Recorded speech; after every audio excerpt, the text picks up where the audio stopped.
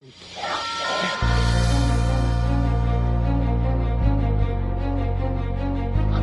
out, man. You can't handle the truth.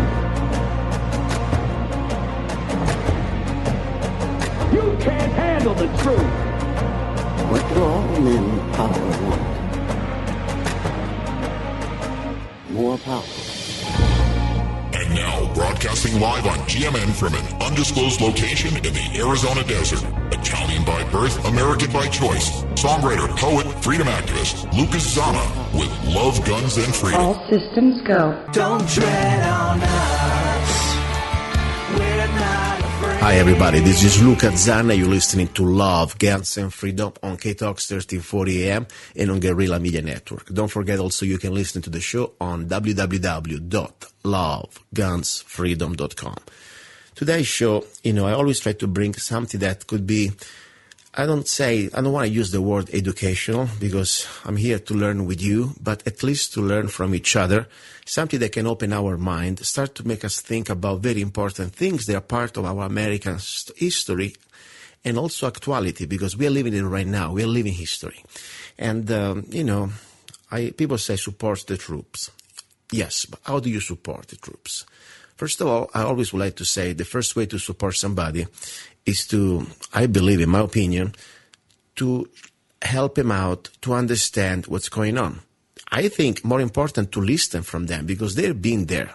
And probably they can tell you things that maybe Fox News or MSNBC, they have no idea what's really going on. Or maybe they do it, they're just using it as a propaganda. So I think the first thing we should do, probably, in my opinion, start to learn our Constitution. If we believe that we are still a republic, we should understand when we send a man or a woman to war, that this should be a real war. I mean, a war means declared by Congress, where Congress is accountable. Constitutional war means that the declaration of war is made by U.S. Congress. And then start to understand that everything after World War II, according to the Constitution, if we believe still that our Constitution is the law of the land, every conflict that we had after World War II were all unconstitutional wars.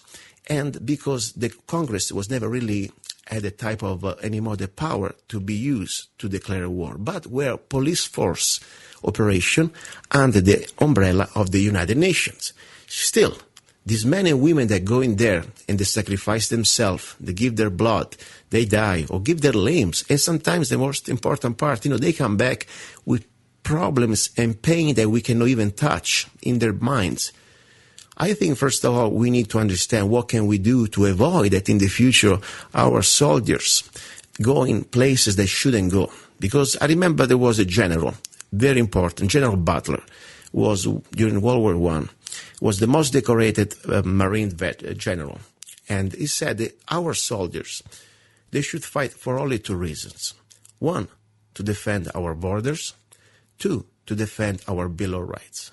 But now the point is, once we understand what's going on, I think also it's important to try to be helpful for our soldiers coming back home, to give them whatever we can as a support, not just moral, but also practical, how we can help them out to recover and together to learn from each other. Because I think there is so much things they can teach us, let us know. And that's why I believe also the veterans in today's America with a final K, they are afraid of the veterans. This government is afraid of the returning veterans. That's why they are on the list of potential domestic terrorists. Because when the veteran comes back home with the truth of what's really going on, and he sees that all the liberties and rights that we're supposed to be spreading out and instead in our soil, on our soil, they've been destroyed by this government, and a knowledgeable and trained man or woman with also knowledge of the truth, it's a very dangerous asset when you are a tyrant. So today I have a guy, is a friend, is a veteran, combat veteran, and also is a guy that I've been learning from each other. We know each other for a few years, and I think we went through a process of learning from each other many topics, and I'm very glad because I think this is exactly the type of man we need today in this republic to try to take it back. And he has also a great idea, I think it's a great project, how to help veterans that are coming back home with some serious problem, like depression. Charles Black, are you there? Yes, I'm here, Luca. How are you doing? Good. My little rant, you think was clear enough what I'm trying to do here today? Okay. Did you get the idea of what I was trying to accomplish? Because my idea is this one. First of all, I want to share what you're doing with your new project. And also I would like to start to share the idea that the veterans, they're probably one of the most important assets we have right now in trying to regain, first of all, the knowledge of truth of what's going on and the fraudulent actions of our government. And more important, to have the veterans like our best ally to keep this republic free. Because what I was trying to say, this government or any type of government that has ambitions to become a tyrannical government, they fear returning veterans because the veterans have the training and the knowledge of what's going on. And that's why they're trying to disarm them. And that's why they try to put them all these medications and try to deny their rights. And that's why I think what you're doing or you're trying to do, it's very important to try to bring veterans back into a normal cycle of life. That's pretty much what I was trying to say. Anyway, tell us a little bit about you. Who is Charles Black? Go ahead. Well, I served in Afghanistan from 2004 to 2005. I was with an infantry unit. I was based just outside of Kabul, Afghanistan. Mm-hmm. I returned home in July of 2005. I came home to what most veterans are coming home to now, a divorce, lost my house. Wow. Dealt with everything, moved on. Wasn't until I actually got out of the service in 2007 that I started having a lot of anger, a lot of depression. And of course, I reached out to the VA, and their answer was, it's all in your mind. There's nothing we can do for you. Yeah. Which I later learned is what they call post-traumatic stress disorder. Mm-hmm. Even though I've come to disagree, it's not a disorder, it's an injury. Yeah. It's something I sustained in combat. Mm-hmm. So, as of today, the Veterans Administration continues to just medicate our veterans. Long waiting lists. You see what's going on the news constantly in Phoenix with the VA and nationwide and the problems. Mm-hmm. And the VA has continued to fail to help the veterans that have come home with these problems. Right now, it's estimated more than 500,000 veterans are suffering from post-traumatic stress injury, depression, traumatic brain injury, and they're all ultimately at risk for suicide. We have 22 veterans a day plus one active duty soldier committing suicide. Wow. Wow. This is huge. I think it's almost at this point probably more more soldiers. I mean, these are more deaths than people in combat right now. I think our veterans dying at home is getting to a number that probably is bigger than the number of soldiers dying overseas. Am I right? I mean, yes, we're losing over 8,000 veterans a year. Wow. And that's only based off of information coming from 21 states. You've been there. I can just imagine. I'm a regular guy. I may watch maybe some movies and whatever movie can be. And there are many reasons. And I can give you my perspective from outside. But you've been there. Tell us why you think a veteran coming back home has such a propensity to start to think such dark things and start to even take his life. Why do you think that? What is the average reaction that would push a veteran to do that, in your opinion? A lot of it, what it comes down to is World War II. After the war was over, the guys would get on ships and they'd have time to process everything they'd been through while they were on a ship for several weeks to a month coming home. Mm-hmm. When I came home, I got on a plane on on July 5th, mm-hmm. and I was sitting in my living room on July 6th. Wow. So within 24 hours, I was sitting in my living room. It's like there was no time to process anything that had happened. Yeah. And the military has a nice little way of when you're out processing, they ask you if you have problems. And if you do have any issues, then they're going to send you and hold you mm-hmm. for months until they figure out what's wrong with you. And everybody just has to go home. Mm-hmm. You've done your job. It's time to go home. Got it.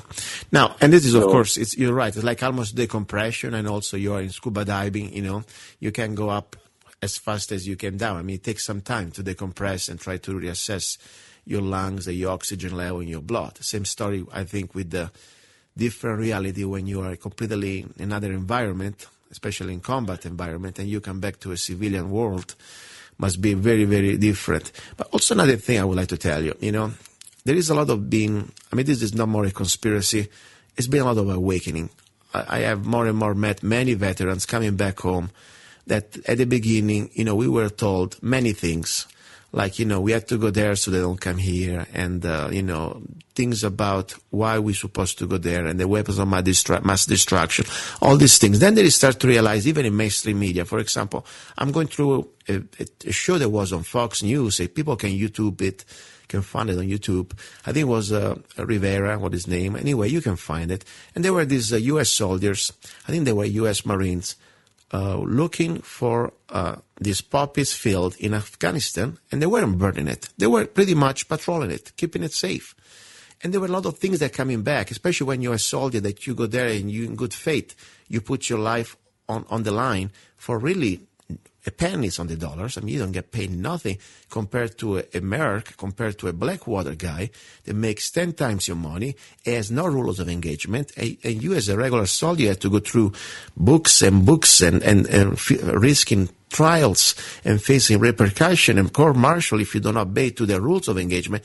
I mean, there is some sort of very much a mess. At least speaking with several people that were there and they came back home disappointed, or at least with their illusions completely changed, and they were started to see through these things. So don't you think also going there, start to live the reality, start to understand the reality? I mean, why you see that all the freedoms and rights that supposedly we wanted to go out there and help to spread out, according to the President Bush, spreading democracy, we are losing here these rights. Think about that too. I mean, you come back home and you see that your country is changed. Now we're living under the National Defense Authorization Act. They pretty much bring us before Pre-Magna Carta.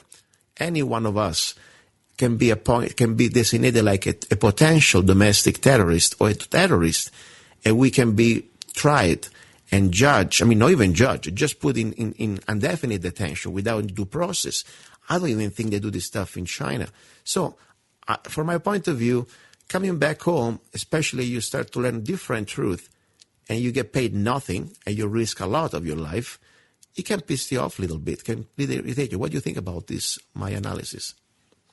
Oh, absolutely. And that's just one more thing that's adding to these veterans like myself that are coming home and we're developing these issues of post-traumatic stress and depression and the suicidal thoughts. You go over there, you do your job, you're proud of the job you've done. Whether or not you agreed with the war, you went and did what you were trained to do. You come home to an economy that's completely collapsed. You're no longer in the service.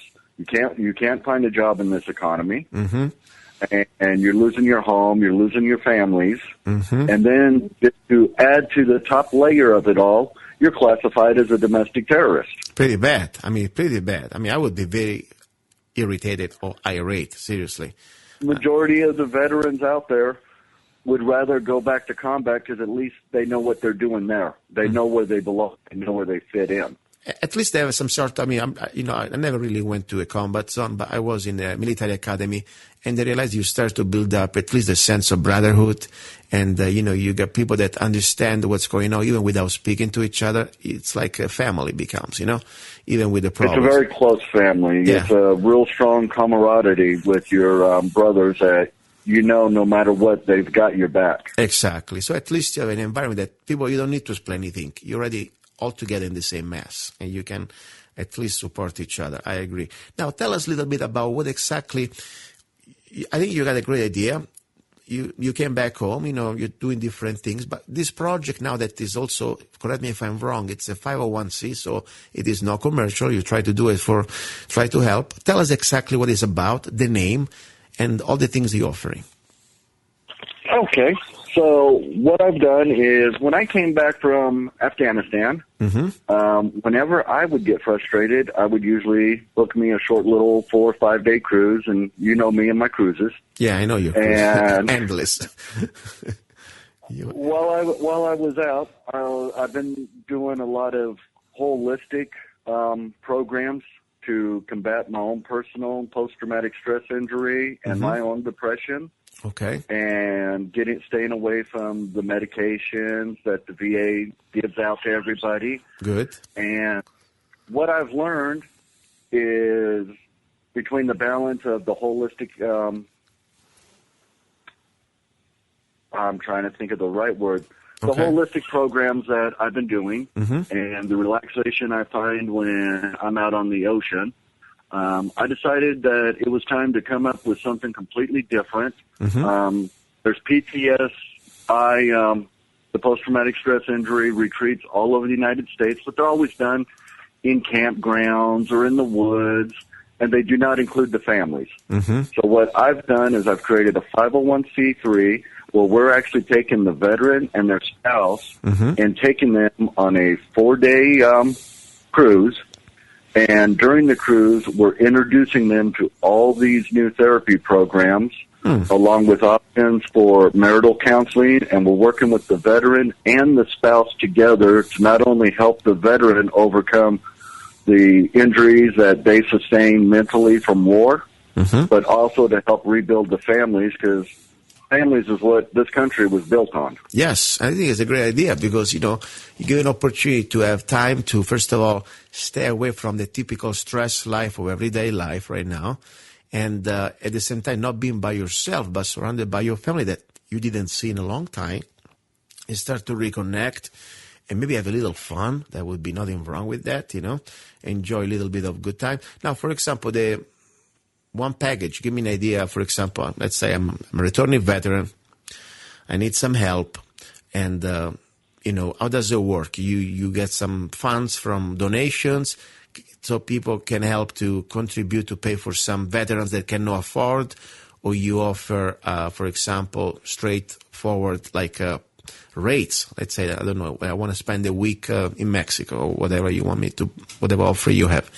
How does it work, this? And which type of prices? Okay, the way this works is because we are a 501c3 public charity recognized by the IRS, we rely primarily on donations. Donations, okay. This is the only cost that the veteran will be responsible for is getting to one of the ports where the ship will leave from. Wow. My nonprofit covers the cost of the cruise. It covers all of the staff that I have that's on the ship to conduct these programs. Wow. It takes care of the counselor that's on the ship, and we take care of all the events at the different ports. There is no cost to the veteran. Wow. Now, on the reality side, because I can't pay for all this, yes, it costs me an average of about $1,500 to $1,600 per couple. So for me to take 10 veterans and their spouses, yes, it costs about $16,000 for me to do each one of these cruises. Wow. It's an interesting project. Compared to other programs that are out there, if you want to go stay at a PTSD, post-traumatic stress injury facility in California on the beach, if your won't pay for it, it's going to cost you $5,000 a day. Wow, that's good. On top, I tell you, it seems like much more fun to have a husband and wife together going around and relaxing. On top, having some help. But I think it's a great idea. Yeah, this is the respite that most veterans and their spouses cannot afford. Plus, it gives them the programs, and we are also working with the spouses because they need to learn how to work with the veteran, and they also need to learn how to step back and take care of themselves. Especially if they're a caregiver, they need to be able to take care of themselves before they can take care of a veteran. Yes. I think it's a great idea. I think it's really good. Now, how long did you start this project? I actually came up with the idea for this during one of my cruises in February of last year. They had a veteran meet and greet on one of the cruise ships I was on, and when I attended it, there was myself, 2 Desert Storm veterans, and 2 Vietnam veterans, and we sat around and just looked at each other because nothing was organized. Yeah, okay. So it was like a friend. You know.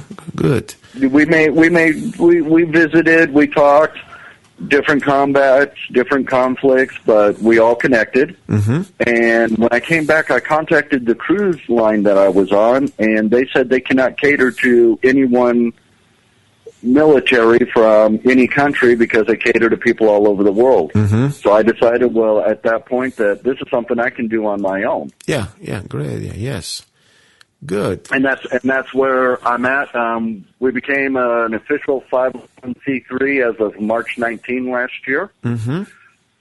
We have not done our first cruise yet, but we have managed to feed several veterans for Thanksgiving and Christmas. Okay. And we've also taken care of a few kids that missed out on the Toys for Tots this year. Okay. So we've been able to help quite a few veterans this year alone on the few funds we did raise. Good. Now, if people, first of all, wants to learn more about the organization and also they want to make donations, do you have a website already? I have a website. It is veteransatSea.org. Perfect. Let me go veterans. We are also on Facebook at Veterans at Sea. Okay, veteransatSea.org, you say, right? Yeah. Perfect. I'm going there right now. Good. So there, I think, let me see now, they can help and send you donations, correct? Yes, they can make donations right on the website. Oh, and if they nice. prefer to mail a check in, our address is listed right there on the website. Good.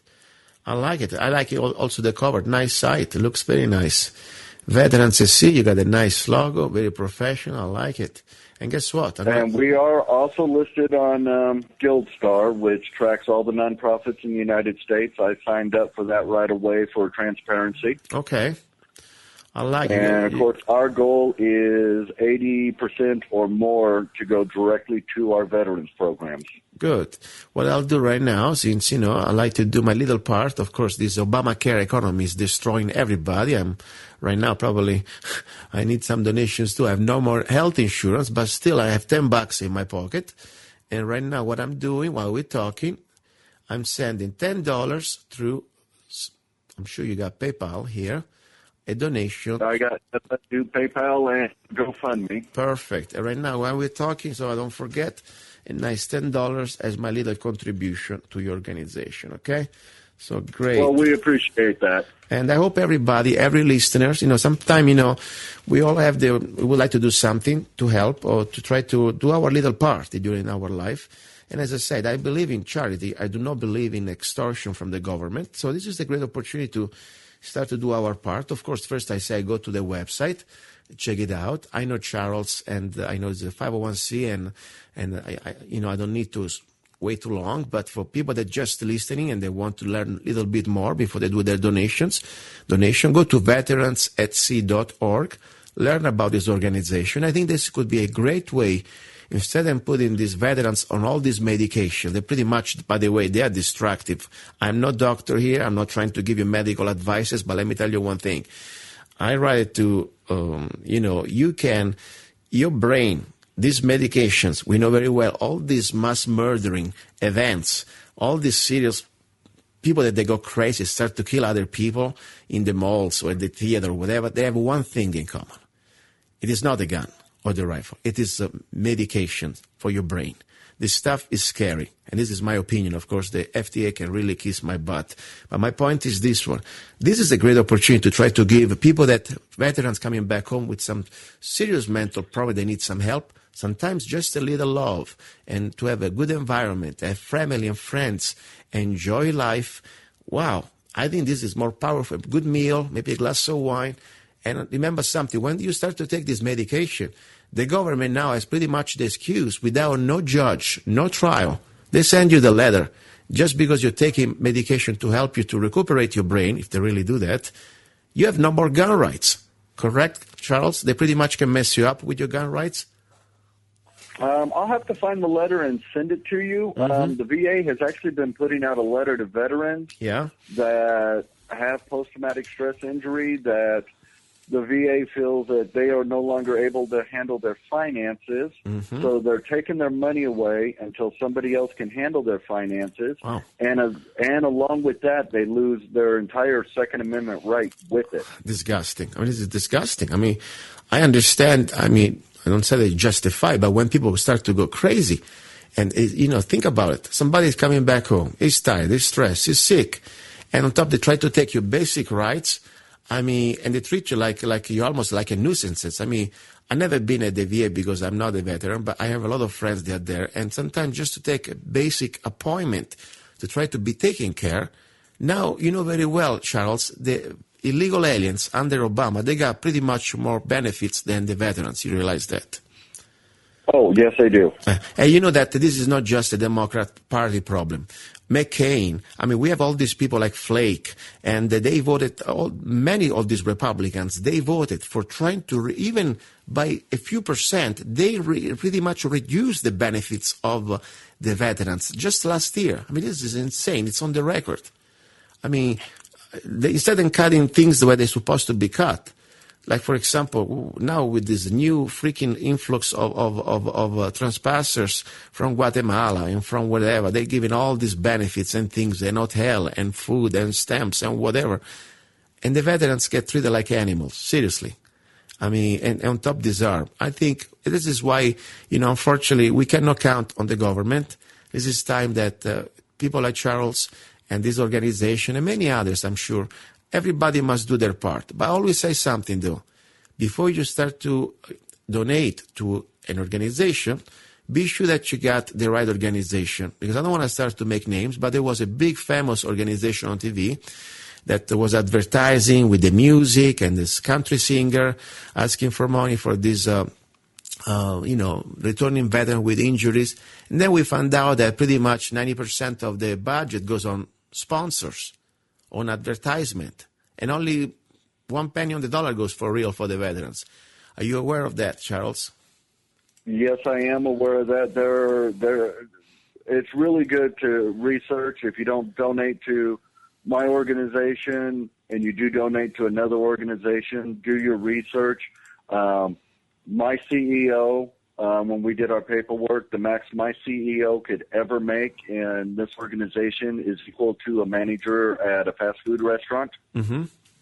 I don't believe that a nonprofit organization should be paying executives hundreds of thousands, if not millions of dollars a year. Yeah. This is it's a public charity, it's public money, and it's going for a public purpose. Mm-hmm. And it's almost daily on my Facebook that more and more veteran organizations are being called out for being fraudulent. Yeah, this is true. I mean, it's fact. It's so fact. And I really encourage people to do their research for no matter what organization they give to. Just do your research. Yeah, and by the way, another important thing, there's also the same organization we were talking about, if I well remember, and I think you sent me an email at the time regarding this issue. They were having a problem with the Second Amendment. They don't want to be involved when there is the word guns or whatever comes down to, the right of the keep and bear arms. Am I correct? Yes, you are correct. Yeah. I mean, I don't know exactly what was the situation I have it somewhere, but the point was that they denied to being involved in anything where pretty much the gun issue was shown in a positive way. So, I mean, this is kind of weird, in my opinion. But anyway, so good. And speaking about Facebook, please share your Facebook page for the organization that we're talking about here. It is Veterans at Sea. Okay, so like that. Facebook.com/Veterans at Sea. Perfect. Now, since we are here and we're talking about veterans, and, I think we talked one time maybe. When I came to America, it was about 16 years ago. I came, for me it was a new journey, and I was, like I am, still very excited. And for me, it was more than just come here to make a buck, I mean, it was come here for me living like a dream, the country that I always wanted to be since I was a child, because also in my past, in my family past, in World War II, we live through the World War II, and some of my family members, they were able to make it through World War II because they were somehow, graced by the liberation of the U.S. soldiers, especially in Anzio, where my family was from.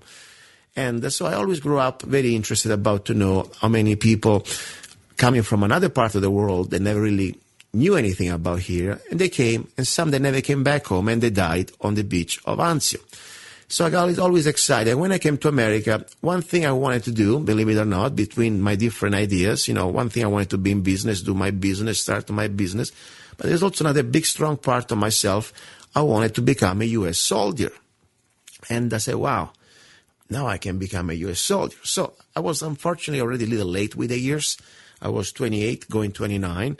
And, if you start to recruit, many things start to, I couldn't do any more than U.S. Marines. So I went to the U.S. Army recruiting office in, I think it was West Hollywood. Anyway, and I was ready to almost sign. Then I started to learn one magic word. That was New World Order. And did you ever heard about this soldier called Michael New? I think we talked one time about it. Michael New from, he's an American soldier. And if I give you this name, does it say anything to you? It sounds familiar, but I'm not quite sure. Okay. And I would like, because this is for me, the American soldier that really did for me one of the biggest impact on learning what's going on and supporting the soldiers who support and defend the United States Constitution. Now, the name is called Michael, and the last name is New. And in my opinion, this man, he should have like a statue or some sort of completely a monument to be remembered. Okay, this is something that not every soldier, unfortunately, was able to do.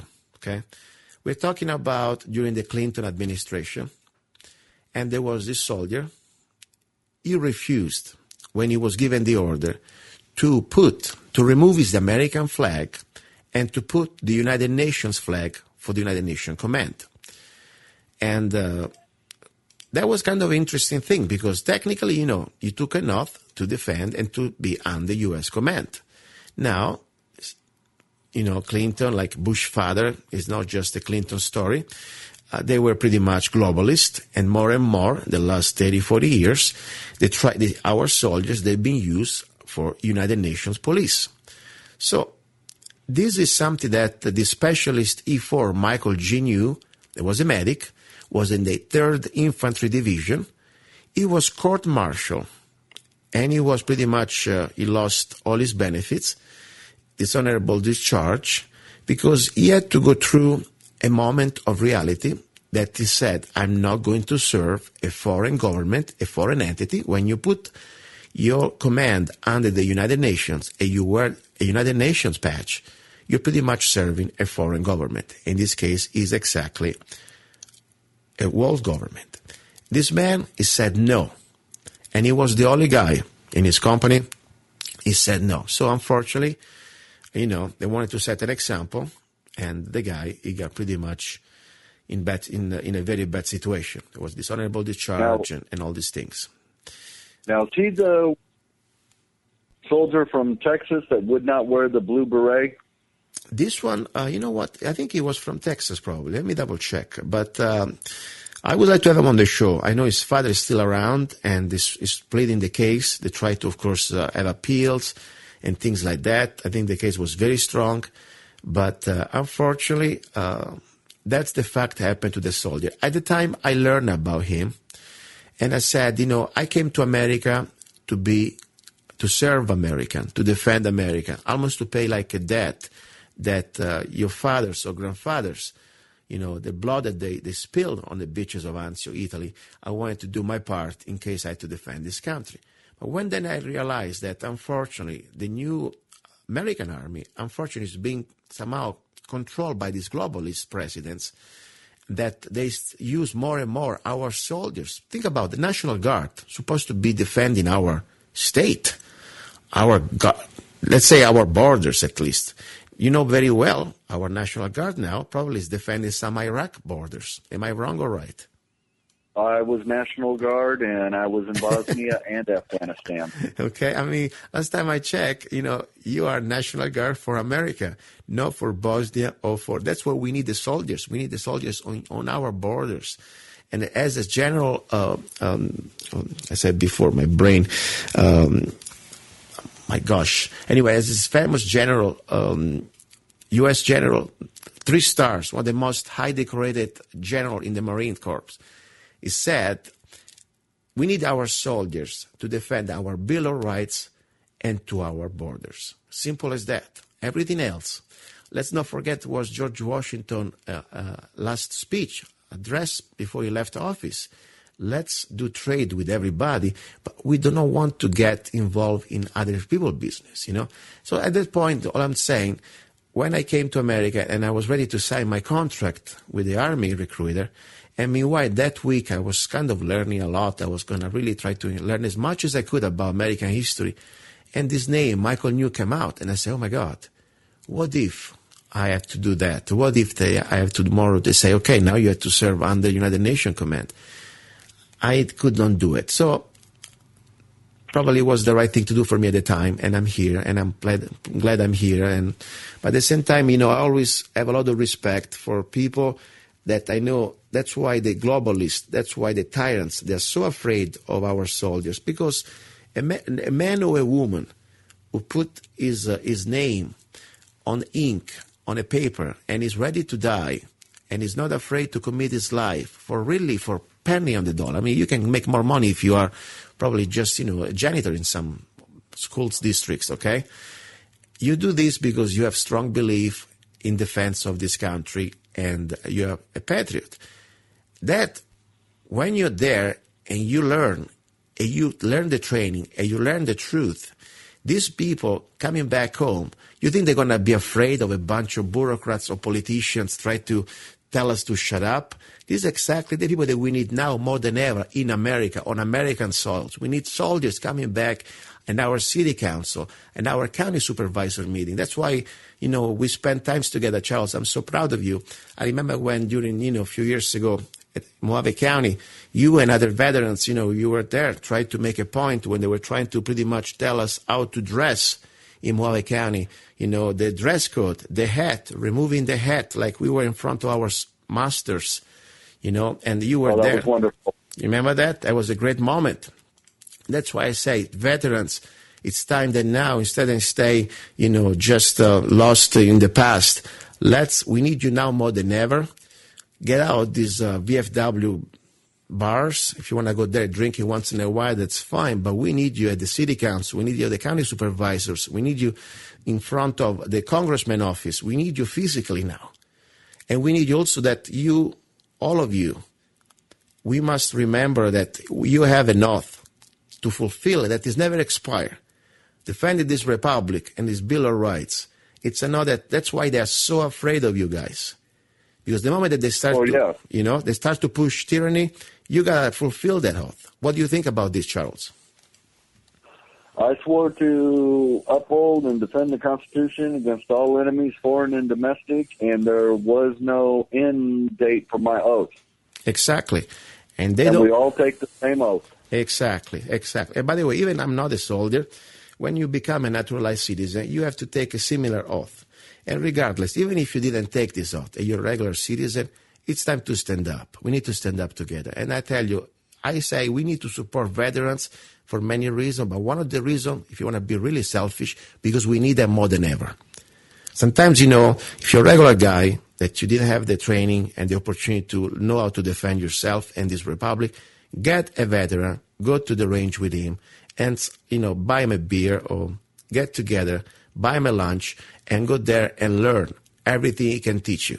That's, for me, another important thing that we need to really treasure the veterans, because maybe we don't need it, but if one day we need it, or because of a foreign invasion, or because we have already enemy on our soil, we need to be able to put these veterans' knowledge, these American soldiers' knowledge, at advantage of the rest of us. That's why I think it's so important what you're doing. We don't want to have veterans on post-traumatic stress like zombies on medications.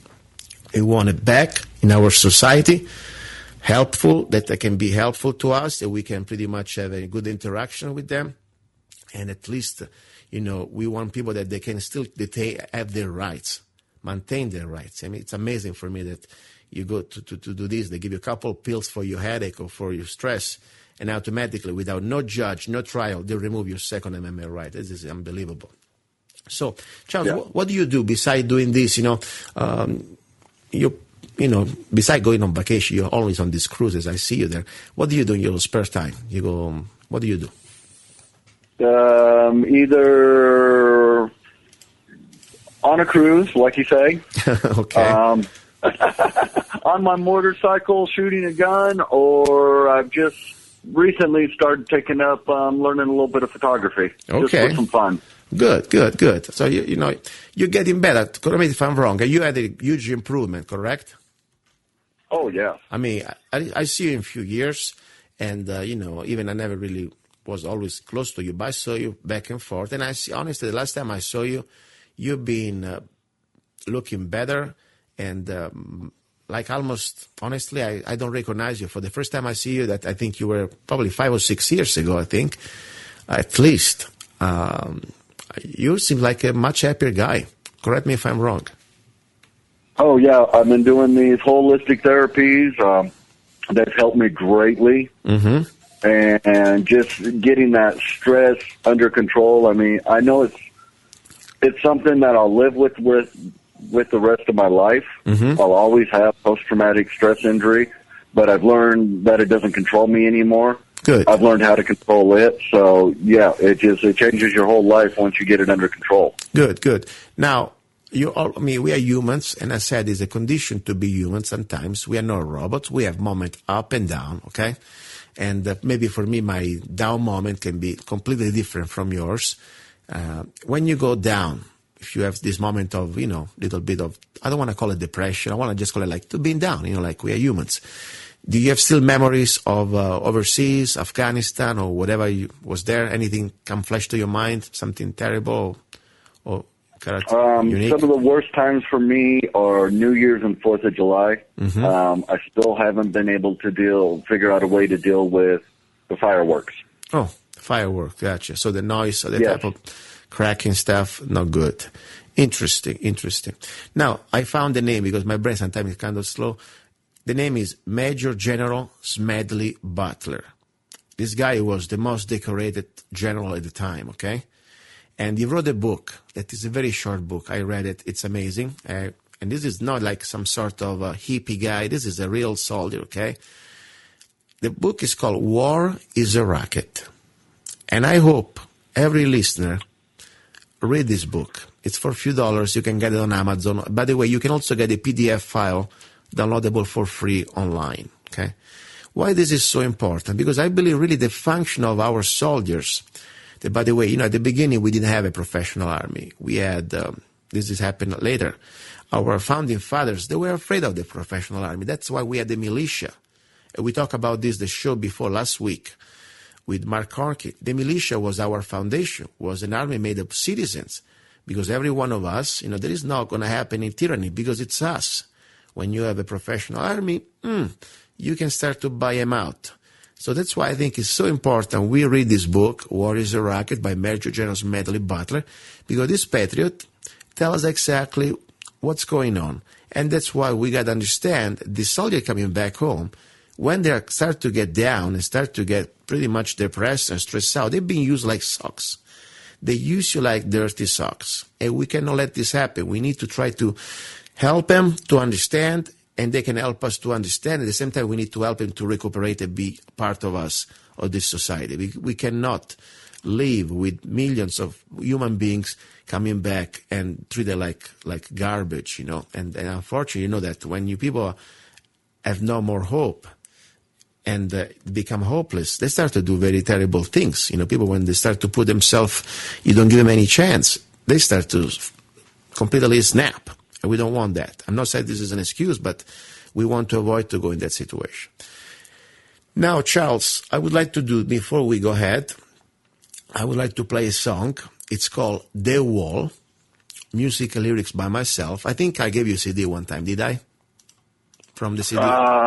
Two Angels is probably my favorite from you. Okay, and guess what? I'm going to play Two Angels, okay? Two Angels from the Chopper. Not from the sky, they come down from the Chopper. So I'll play this song for you, and then we come back, okay? Stay there, don't go away. Okay. Okay. This is Two Angels from the Choppers. You're listening to Love, Guns, and Freedom with luca-zanna and Charles Black.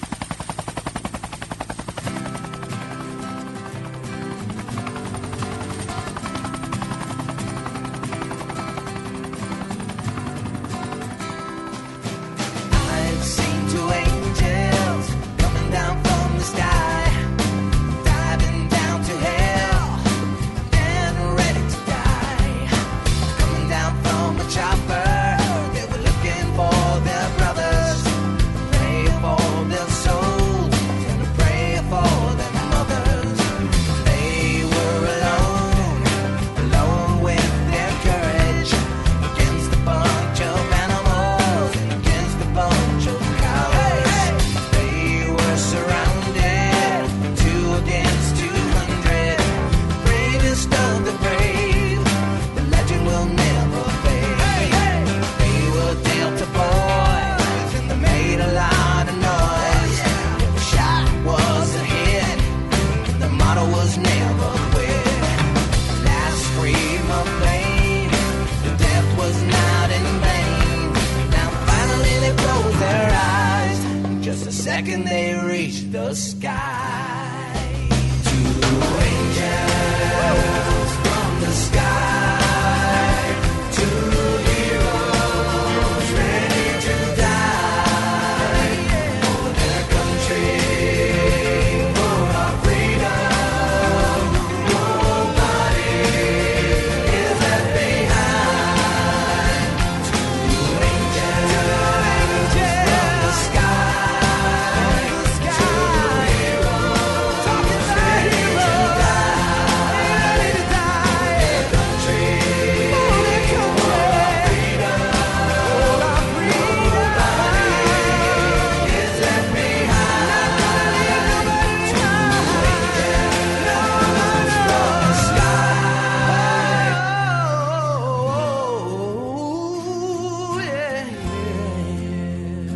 In memory of Randall Randy D. Shugart, Master Sergeant Gary Gordon, October 3rd, 1993, Somalia.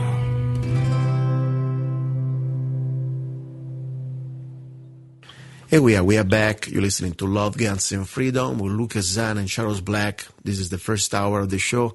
It's about veterans. You know, why they're important, why we need to learn from each other, why I believe really there is a great opportunity to help veterans with Charles' organization, Veterans at Sea.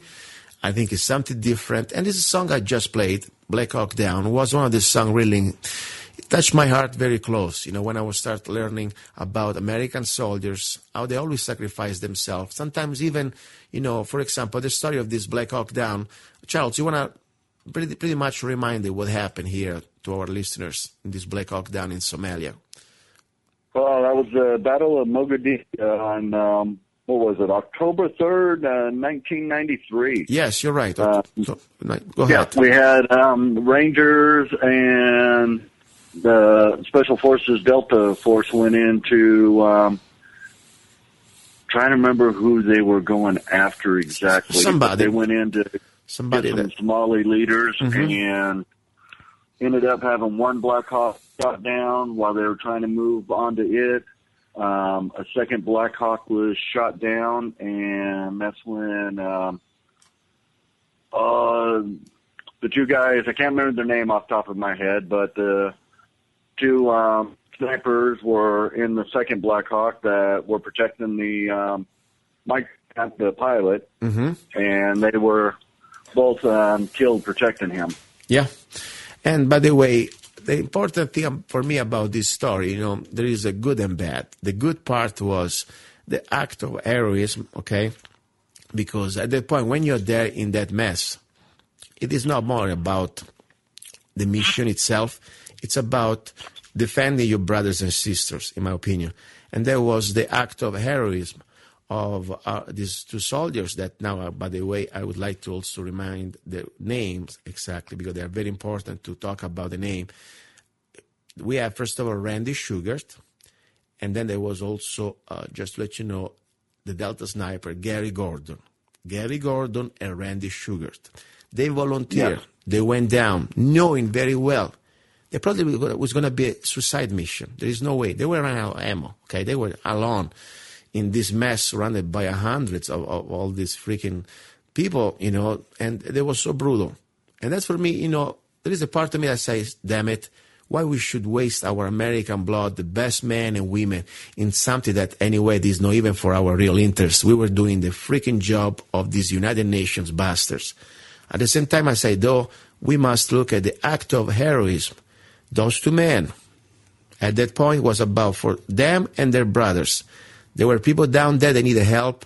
They didn't think a moment. They went down, and they did what they had to do, and they gave their life. And that, for me, was something that really was powerful. I watched the movie Black Hawk Down when I was still, it was pretty much, I think, at the time when I was becoming an American. And I learned about the story, and I despise Clinton more than ever, and I despise the United Nations more than ever. At the same time, I always say, my gosh, these are the men that their fathers, the same type of DNA, went on the beaches of Anzio or Italy or Normandy, and they were not afraid to give their life for a cause. So that's why I wrote that song. That's why. And at the same time, I want to remember also these freaking United Nations, they need to start to do the dirty job themselves and stop using our soldiers to do their stuff. So, Charles, let's say one more time your name of the organization, how we can support the veterans, and the website. Please, go ahead. The website is veteransatsea.org. Mm-hmm. It is a 501c3 nonprofit. Okay. You can also find us on Facebook at Veterans at Sea, and also on Twitter at Veterans at Sea. Good, good. Now, I want to give you the floor. When I rant, I go kind of crazy a little bit. And now you got the microphone, and you got now probably 3 more minutes. Say whatever you want to say. Think about it. You are the host of the show. And whatever, it doesn't need to be just about your veterans organization, maybe also to your fellow Americans or to your fellow veterans, understanding what's going on right now in this America. For example, you were with me together taking video of that armored vehicle, this MRAP in Kingman, at the Kingman Police Department. And you have something to say probably also about that. You have experience that you can see what's going on, not just from a civilian point of view, but also from a military point of view. And me, you don't need to be anymore even a military guy, but you see the world we're living right now in America, it seems like to me like almost a prepositioning of forces, and we are the enemy at the end. What do you think? You have the floor. I have to agree with you. They're getting ready to ship a whole bunch of MRAPs back to the United States from Afghanistan now, and I wonder which police departments are going to end with those. And why do we need this? What do we? Seriously, we've been living all these years, even with our criminals and whatever you want to say, we did okay. Now, why do you think we need this? We don't need these. Criminals are going to continue to get whatever weapons. The MRAPs were proved that they could be sabotaged by the insurgents in Iraq and Afghanistan. It's not going, I don't know why we're trying to build a battlefield with a police state here in our own country.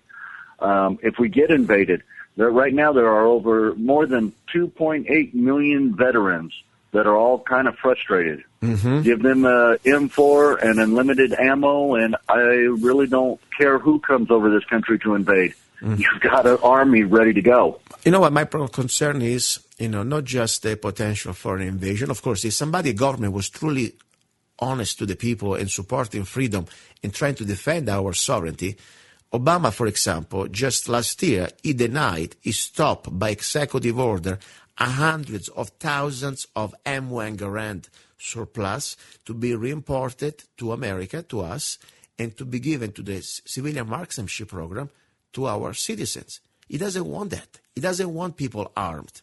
He doesn't want us armed because we are the last line of defense against an invasion or against tyranny, and they know it. What I'm concerned, they're trying to disarm us Meanwhile, Obama and the administration, and even before Obama, don't get me wrong, they are pretty much creating this civilian force, like Homeland Security. How do you explain, Charles, that Homeland Security had to buy billions of hollow point rounds and thousands of military-grade weapons? For what? They don't. I don't see a need for the military-grade weapons. I don't know what they are trying to sell the general public that they're protecting. If anything that drastic happened in this country, we still have, even when we have soldiers deployed, we still have a large force here in the United States. We don't need a separate new government organization to protect us. Especially bureaucrats, and they are pretty much under the control of the presidency. That's pretty scary, in my opinion. This is pretty much like what happened. It is. Our police force, I mean, they're to serve and protect. I have a lot of family that's law enforcement, and their job's to serve and protect, not to walk around to try to intimidate. That was our job in the military. We went out fully dressed, ready for a fight, but we were an intimidation more than anything. Got it. Speaking about, before we close, I have wrote a little blog. It's called I Support Peace Officers, Not Law Enforcement, and this is why. People can read this blog on lovegunsfreedom.com in my section, but just to give pretty much my perspective.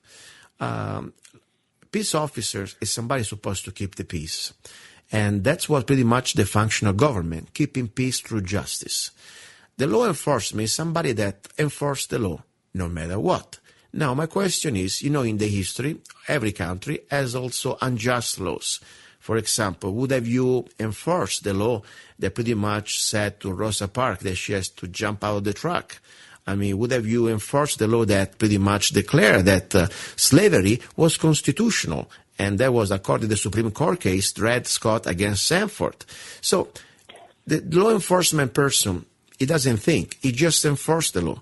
And look at now what type of laws do we have. We have a National Defense Authorization Act that pretty much brings us before pre-Magna Carta, and there is no more due process. We have a Patriot Act that violates completely our Fourth Amendment. So in my opinion, I support, first of all, peace officers who uphold and defend the U.S. Constitution and Bill of Rights above any unconstitutional laws. I support peace officers who are not federalized and they preserve their jurisdiction. I support peace officers who refuse to become a new militarized police force. I support peace officers who will stand against tyrannical orders and stand with the American people. I don't just support these peace officers with wars or donations, but I'm ready to risk my life and defend their lives in case of need. This is pretty much was it, Charles. I thank you very much for your service, and I thank you for what you're doing now. And I hope we can go shoot together this weekend. What do you think? It sounds good to me. We'll work out the details. Very good. Thank you, Charles. Talk to you later. Thank you, Luca. Okay. Don't go away, guys. Second hour, we talk about guns. You're listening to Love, Guns, and Freedom.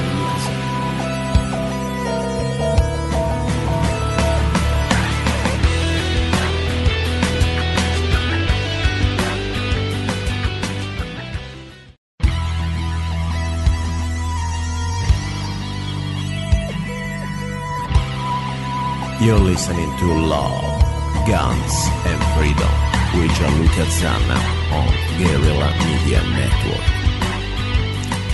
Here we go, guys. Welcome to hour number 2. This is Luca Zanna. You're listening to Love, Guns, and Freedom, K-Talks 1340 AM and on Guerrilla Media Network. Hour number 2, it's all about guns, training, and also some news. Hi, with me here, Jim Liesen from Havasu. Hey, Jim, are you there? I'm here, Luca. How you doing today? Pretty good, pretty good. Before we go ahead, it's a bragging time here. I heard news that you are the winner of a very interesting gun auction that I'm very mad at you, by the way. You're supposed to have bought your 50 caliber with that money, but tell us a little bit what you just won. Well, I don't want to get into too many details, but let's just put it this way. I've been on pins and needles all week. And I was the first auctioneer, or I was the first bidder 9 days ago, and I was the last bidder today. Wow. And I was just counting down. I was trying not to get my hopes up because, when you really want something, that's usually the last time somebody else, that's usually about the time somebody else comes in there and outbids you. And then I made the mistake of telling my friends about it. Yes. So then, of course, I was worried they would put a bid in just to mess with me, So I was relieved today when it tick-tocked down to nothing, and I won the auction. But more importantly, I got to go down to the gun shop today, and I walked in and I said, "Guys, I'm done." Done. So and they said, "What do you mean you're done?" Yeah, what do you mean? I said, "I'm done in a category." Mean, they go, "What do you mean a category?" I said, "I have achieved what I've been looking for years in this category, so now I can move on to another category." Okay, so give us a little detail. It was a handgun category? It's a handgun. Okay, so you spent a good bunch of money on a handgun. And we can. Well, it also means I got a couple handguns for sale now, so we'll talk about that okay. later. Good. I'm glad you're happy, and that's all important things. Now, whenever you can, on Facebook, we would like to see your beautiful new, I don't know, you want to call it baby or family acquisition, whatever. Normal people have different names for that, but, it must be something very precious. Yes, it'll have to name itself. It'll have to come up with its name as we get to know each other better. Perfect. Now listen to me. Today we wanted to continue. We had a couple of weeks ago, we were talking about training. We went to the dry practice training with handguns, some good ideas, practical ideas. Today I wanted to touch base a little bit about a stance. There are two basic stances in the handgun. Even, by the way, rifle, because at the end of the day, whatever stance you're using for your handgun, you can also adopt it for your long weapon. But before we go there is something that I think it's worth to talk a little bit, because the second hour that you're listening right now on Love, Guns, and Freedom, it is not just about handguns and training, it's also about news when it comes down to the Second Amendment. Everybody, I'm sure, is familiar with Mr. Holder, Attorney General Holder, that I think it's supposedly gone for now. I think you should rephrase that into contempt of Congress holder. Yes, you're right, and many other things. The only of course. attorney general in our country's history to have been held in contempt of Congress. And it's still, unfortunately, they should have been arresting him. Forget about, all these big wars. This guy's supposed to be arrested, and he's supposed to be the supreme, attorney of our state, of our country. And look what we have. He's the biggest criminal, in my opinion. Now, but listen to his voice. This is something from a few years ago, was under the Clinton administration, if I will remember. It was Eric Holder saying that we must brainwash people against guns. 1995. Let's play 1 second this clip. I want to have, as part of the gun initiative, though, an informational campaign to really change the hearts and minds of people in Washington, D.C., and in particular our young people. They are saturated in the media and in entertainment, or by the entertainment industry, with violence. And I think too many of our young people, in particular our young men, are fascinated with violence, and in particular fascinated with guns. And what we need to do is change the way in which people think about guns, especially young people, and make it something that's not cool, that it's not acceptable, it's not hip to carry a gun anymore. In the way in which we've changed our attitudes about cigarettes. When I was growing up, people smoked all the time. Both my parents did. But over time, we changed the way in which people thought about smoking, and so now we have people who cower outside of buildings and kind of smoke in private and don't want to admit it. And that's what I think we need to do with guns. Really change the way in which people think about guns. Now, this is not going to be something that's very easy to do because we are, quite frankly, fighting something that appears, every day on television, on the radio, in our popular music, in movies that these kids are exposed to. It will be an effort that will entail things that I'm really not familiar with. I think I'm a pretty good lawyer, but we need to get really innovative, creative things that are going to grab the attention of these kids and change, as I said, the way in which they think about guns. And so what I've asked is that the creative community in Washington, those ad agencies that create these snappy ads and make me buy things that I don't really need, devote that talent in a more constructive way so we can get at the minds of these young people. This informational campaign, I've also called on the newspapers and the television stations to devote to us time and space so that we can get these ads, so we can use these spots, and not to give us 1, 2 o'clock in the morning ads when nobody's watching, but at the time when people, particularly young people, are watching television, so that when they're watching, the Fresh Prince of Bel-Air or Martin or whatever else they watch, and yeah, I watch those things once in a while, so that they'll see these ads and they'll be grabbed by these ads. I've also asked people who have influence over youngsters, entertainers, athletes, to be involved in this program as well. But not only them, community leaders, Jesse Jackson, Mayor Barry, people who have credibility with young people should be on the television, on the radio, as much as we possibly can, and telling these youngsters that it's wrong to carry a gun, and that if you have information about people who are carrying guns, you've got to share that with Chief Thomas and with his people as well. I've also asked the school board to make a part of every day some kind of anti-violence, anti-gun message. Every day, every school, at every level. One thing that I think is clear with young people and with adults as well is that we just have to be repetitive about this. It's not enough to simply have a catchy ad on a Monday and then only do it every Monday. We need to do this every day of the week and just really brainwash people into thinking about guns in a vastly different way. Anyway, they need to brainwash people. That's pretty much the bottom line. What do you think about this? And this was in 1995, by the way, oh, yeah, that was long before he was famous. Yes, and another funny thing, a mister that is so afraid of guns is the guy that, we know very well there are enough evidence and proofs that he was behind with the Obama administration in giving illegal guns to Mexican cartels, okay? So much is the guy preaching to us if we can carry a gun or not, and associating the idea of guns to something bad. He didn't say about illegal guns, talking about guns, period, they're all bad. But anyway, this is part of the propaganda. But now the interesting thing, this is just to give you an idea what type of individual we have there, what type of agenda. Now, this is the latest news. Can I interrupt you for a second there? Of course. Go ahead. Go ahead, please. Let's not forget the point. Mm-hmm. That he used the word brainwashed. Mm-hmm. He used the words, we have to change people's minds the way we want them to think. Yes. We need to do this on a daily basis with celebrities. And he even said, I have asked people in the entertainment and sports worlds to help with this. Mm-hmm. Yes. To think that this is just him is what we all do, but it's shortchanged. It shortchanges the idea that this is an active, very large effort to very much change the way people think. And I'm glad you played the entire clip, Luca, because there's something very instructional in the very beginning of it. Like you said, it was all the way back in 1995. Mm-hmm. But he made the point. We are going to have to do this in order to change people's minds, and this is our goal because we have to change the way people think about guns. He and like many liberals do, they set up a straw man that sounds reasonable. Yes. The straw man is, well, these things are dangerous, and we need to stop this violence. Well, duh. Nobody likes violence. Nobody wants these criminal endeavors to go out there. So what's the solution? To just make it all go away. I would say it's very similar to this.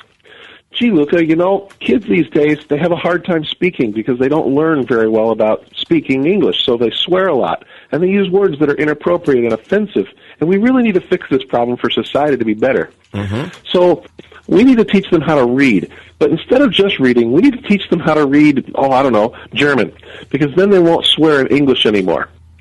And our solution is going to be every single day we have to put them in a German class, so that's the language they learn to know and love.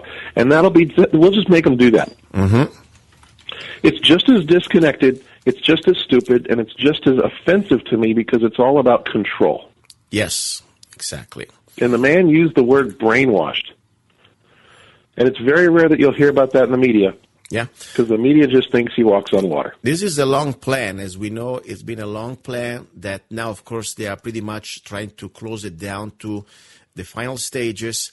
And if people don't understand what's happening here, it's already happened in Russia during Stalin and Lenin, and in Germany and many other totalitarian countries, like, for example, with the Armenian and the Turkish. I mean, this is pretty much the first step to completely enslave a population. And people don't believe that. Let me just play one more second. This is very short. This is something a little fresher, just from the Obama administration, the manufacturing czar. Okay, this czar, like in Russia. Can you believe it? Now we got this czar? I mean, even before Obama. Listen, this is interesting. This is Ron Bloom. Great pleasure to introduce the keynote, Ron Bloom. Ron's the Special Assistant to the International President of United Steelworkers. 2008. And in fact, in retrospect, one finds that these restructurings are better than the slow death that our companies were in. But at the time and in the moment, it is almost never something we welcome. But nevertheless, this is a world we've had to learn about. As we've tried to learn about this world, we have evolved some views. Some of Ron Bloom, Obama's current manufacturing czar, views on the free market and Mao Zedong. Generally speaking, we get the joke. We know that the free market is nonsense. Of course. We know that the whole point is to game the system, to beat the market, or at least find someone who'll pay you a lot of money because they're convinced that there is a free lunch. We know this is largely about power, that it's an adults-only, no-limit game. We kind of agree with Mao that political power comes largely from the barrel of a gun. Okay, that's it. We kind of agree with Mao that political power comes largely from a barrel of a gun. So they want all us slaves completely unarmed. This is the final plan, pretty much spelled out from the words of these wannabe tyrants. What do you think about this, Jim? Well, I think you've uncovered, another little admission that they make from time to time of what they really want to do. And I say they. These are committed, career-long bureaucrats whose goal is to make rules for people. Yes. They many times they don't have to abide by their own rules. They're just doing it on behalf of somebody else, some agency somewhere. Exactly. And they issue these rules as edicts, and you and I are supposed to know what the rules are magically somehow. Yeah. But these rules are made in every category all the time, and they're done pretty much without our knowledge, and they're done without Congress's consent. And this guy is a great example of somebody who says, hey, we understand that, the big, strong guy with the guns is the one that's in charge, and that's just the way it's always been, and we really kind of have to be that way if we're going to be in control. Exactly, and this is exactly the point. Mao Zedong phrase is pretty much as self-explanatory as you can get. Political power comes out of a barrel of a gun. I mean, that's why they want to have all the guns, and the people are supposed to be completely here as subjects. And now, today, fresh news, this is out of January the 6th, 2015, pretty recent, last couple of weeks ago. The Attorney General, Mr. Holder, Mr. Contempt of Congress and, Fast and Furious and many other things, IRS scandal and whatever you want to add, said during a House subcommittee that they are considering gun tracking bracelets as a common sense way to reduce gun violence. Eric Holder said that the Obama administration is looking at several technological innovations to reduce the number of stolen guns being used in crime. Always something very reasonable. I think that one of the things that we learned when we were trying to get past these common sense reforms last year, Vice President Biden and him, Mr. Holder, the two scumbags, had a meeting with a group of technology people, and we talked about how guns can be made more safe, between quotes, he said, by making them either through fingerprint identifications, the gun talks to a bracelet or something that you might wear, how guns can be used only by the person who is lawfully in possession of the weapon. This is exactly completely out of 1984 on steroid, I don't know, what type of movie you want to identify, there are many, the one with the Schwarzenegger was Total Recall. I mean, there are some sci-fi nightmare stories. Guess what? I don't know about you or anybody else on the show, the listeners, but the moment that these bracelets, they're coming out of their book and fancy ideas, for me, it's the time that, I'd be happy to be a criminal because I will never comply with these unconstitutional, fascistic, completely terrible, ungodly laws. This is my opinion, of course, and stay with that. Yeah. And that's it. What do you think, Jim? Well, I could say it in a couple words. Number one, I will not comply either. Number two, I think that was very well said. This is an issue that came out also, I'm thinking maybe back in April or so last year, right around tax season. Mm-hmm. And if you remember, there was a gun that was invented it was a high-dollar gun, and it had electronic parts in it. And the idea was that the owner would be the only one able to use the gun. Yes. Who would have an electric safety shutoff switch that wouldn't allow anybody else to use it. Mm-hmm. And that was something that the liberals just jumped on all over the place thinking, that'll keep kids safe from guns. Well, that was what they said. What they really knew is that any smart gun, so to speak, that actually has a computer in it that can be made wirelessly connected to a computer network, like this one would be, can also be shut down. Mm-hmm. Exactly. Why would you want to give the on and off switch to somebody else? I just ordered a poster this morning, Luca. In fact, I wish I might be able to change it and order one for you. Tell me. I was on Vistaprint.com ordering new business cards. Mm-hmm. I like that. I went ahead and I got an American flag poster, and on it I pasted the Second Amendment. And right above it, I put my business logo in the bottom, and then right above it I wrote, "Without the second, the others are meaningless." Exactly. And then the Second Amendment. And that's what people fail to understand, is that if you don't protect that right, there's a reason they want to get rid of it. And if they want to control, the easiest way to do it is with a compliant population. But let me just give you an example of how stupid this idea is. Go ahead, please. Okay, you've got a gun that has to have a bracelet in order to make it work. Mm-hmm. Okay, so what do? Wander around the streets and everybody I see that has a bracelet on, I know they're carrying concealed? What's the point of concealment? Exactly. That's dumb. Number two, I guess I'll just cut the bracelet off and duct tape it to the barrel so the gun will work all the time. Yeah. Number three, yeah. What if the batteries go dead and I need it now? Mm-hmm. What if it gets bumped or something? Because electronics are not as, they're just not as durable as a Glock, are they? Mm-hmm. If you bang it in the side of something, it will fail. It's electronic. It has batteries. That is a problem. I have a real problem with those kind of devices because they just don't work. Exactly. So to mandate something like that is insane. What's about my Fourth Amendment, by the way? I mean, all the people that they believe in, civil liberties, how they call them. I call them individual rights, by the way. What is my Fourth Amendment? I don't need to tell the government everywhere I am, everywhere I go. I'm a law-abiding person, and unless I've done something wrong, that's not... and if there's a bracelet and it's tracking, it's trackable. Oh, for sure. They're going to track every time I go to the bathroom, every time I go to the range, everywhere I am. Like, of course, right now they're tracking us if you have your new special cell phone, whatever smartphone it is. But, that's a choice. For me, the gun, it's not a choice, it's a right. So, anyway, this is pretty much what I want to say. Things the way they are developing. So, all I'm saying, meanwhile, we have time, let's train. And I hope it's going to be just a train for academic purposes. I'm not trying to advocate any violence, but I think every law-abiding citizen who believes in freedom, in the Constitution and Bill of Rights, it's time that now we don't need just to exercise our Second Amendment philosophically, but we need to also be practical and practicing. Because to have a gun doesn't mean that you are a shooter, doesn't mean that you're a gunfighter. And for me, the gun is always the idea to defend, first of all, life, and also to save a life, and more important, at the end of the day, to defend freedom. So let's talk a little bit about training now after this interesting news. Last time we talked about dry practice. Now we were talking about the stance. You know that we are different philosophies out there.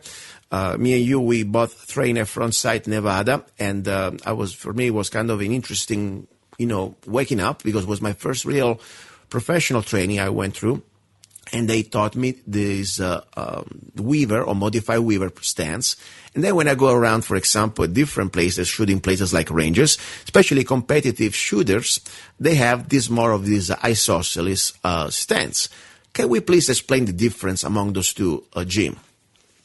Oh, I'd love to. That's a great point that you bring up about the two most common stances also, because this comes up in every single basic class that I teach here in Havasu, in addition to the ones that come up at Frontsite. Yes. Frontsite's philosophy is we like to do everything our way, and that's the way we're going to teach you. And if you want to learn something else, that's fine, but they teach the modified weaver stance because it's very convertible to a shotgun or rifle. The only difference is the length of your outstretched hand. Everything else is pretty much the same. And that's the easiest way to describe that is if you were a boxer and you were getting ready to be in a fight, you'd probably turn your body slightly so that your hands were at different lengths away from your opponent, and you'd probably be, just crouched forward onto the balls of your feet just a little bit, knees slightly bent, ready to go to a fight. Mm-hmm. Well, if you put a gun in a boxer's hand and said, put your hands out, that would be the Weaver stance. And it was made, of course, by a guy named Weaver, and it's been very popular with police for many decades. Lately, and I say lately, probably in the last 10 or 15 years or so, the modified isosceles stance has become de rigueur. Mm-hmm. And what we mean by that is if you stand square to the target, so you're facing the target, directly towards him, and you outstretch both hands into the same length of your both arms outstretched, the length of your arms are the same, like an isosceles triangle. Mm-hmm. That's where the name comes from. And the idea is I think, sound and good in that you also lean forward onto the balls of your feet, you bend your legs slightly, but something interesting happens where you actually roll your shoulders forward by pushing the gun out forward as far as you can. And that kind of locks the neck and the head and the spine in one vertical column together, mm-hmm. and it really helps with body alignment. That's what the competitors say. And the police that use this stance really like it because they can move left or right equally quickly. Mm-hmm. Well, the competitors will always tell you that they are 10 years ahead of the curve because they're always trying to do the best and the fastest and most efficient method to deliver downrange. Mm-hmm. That's a great philosophy. Where do I stand?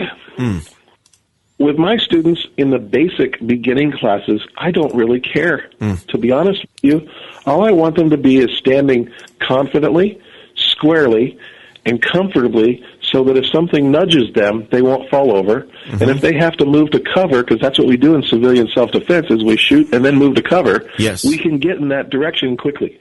Good. Okay. Now, so if somebody needs to stand a little square or a little off to the side, or if they have some kind of physical impairment that forces them to stand a certain way, I really don't care as long as it's a stable, confident, and comfortable stance. And I agree with you because on top, think about it. In a real world situation that pretty much normally you don't have, you don't have really the heads up what's going on. It happens so fast, boom. And in 2 seconds, you need to switch from regular everyday mode to combat mode. I don't think you want to start to say, okay, now let me put my feet in this position, 35 degree towards the target. Let me start to move, or whatever position you want to choose. If you want to go isosceles or you want to go, you just pretty much must be reactive, as you said, be in a way that you do not fall. And you're going to be a good stance, aggressive stance, that you can place your shot, absorbing the recoil, and try to take cover. So it's going to become some sort of almost so fast and instinctive that maybe it's not going to really be happening unless you have, heads up, the time to prepare for the stance.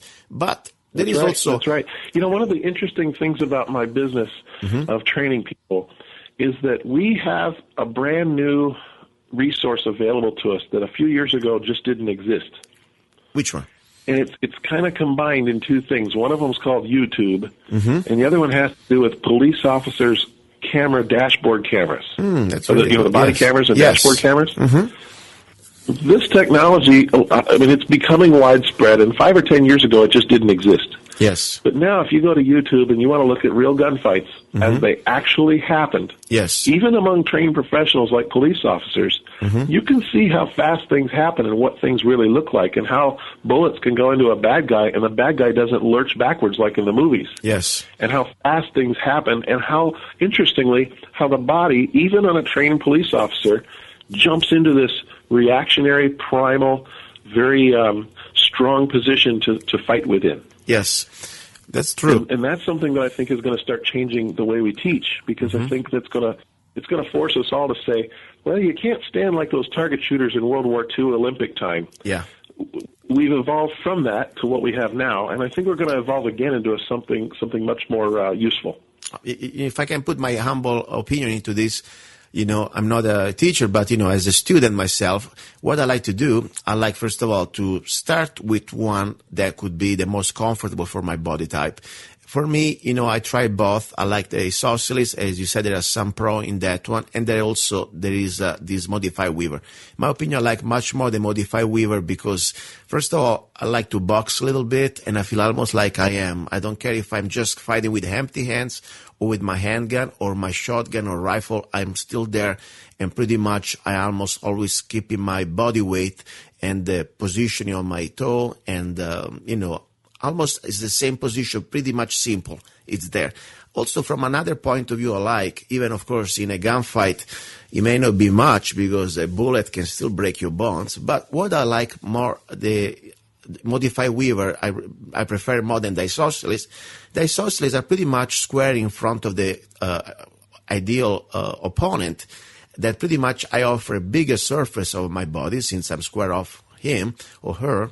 And I expose all my internal organs, okay, especially the center mass of my body, and pretty much they're wide open. Instead, when I am, let's say, I'm on the ready, and I am waiting with my gun, on the ready position, in this modified weaver, I have my bones on my elbow pretty much standing in front of my center mass, and I offer only some sort of almost oblique position on my body. I'm not completely square. So even if it could be little, right, I like as more as a fighting position than just a competitive position. It may be faster, probably, the isosceles, as you were saying, but I don't know. I'm trying to stick with that one in my average. I think you're time. absolutely right. And here's a really good example of how I get a lot of misinformation coming to me from students that don't know, just because they haven't been around it much. A police officer prefers the isosceles because they're wearing a bullet-resistant vest. Mm-hmm. They'll tell you that they want to have that vest as square to the target as possible. Mm-hmm. Because, and you brought up a really good reason. You're not wearing a vest, so you want to turn your body sideways to make your target smaller. Mm-hmm. But most people don't understand that there is a difference between their mission and our mission. Yeah. And the equipment that they carry and the equipment we carry. They just listen to a police officer and say, oh, well, he's a police officer, he should know. Yeah. But it's an apples and oranges, well, maybe it's just sort of apples and pears comparison. It's not really the same thing, even though they both come in bushels. But you bring up a really good point, and that is that I just remembered while you were saying that. How many years has it been since you've been in a bar fight, Luca, or a high school brawl in a parking lot? Well, it was in America. I was probably the most boring and clean guy. I never went into a fight. I never did anything. I'm pretty much like pure as water from the mountains. When I was in Italy, especially the last few years, well, it was pretty much rough life, and I didn't go really to bar, but was street fights. And the last time I had it was probably 16, 17 years ago. I was. And it ended up really well. It was hospital time for everybody, I guess. I'm sorry.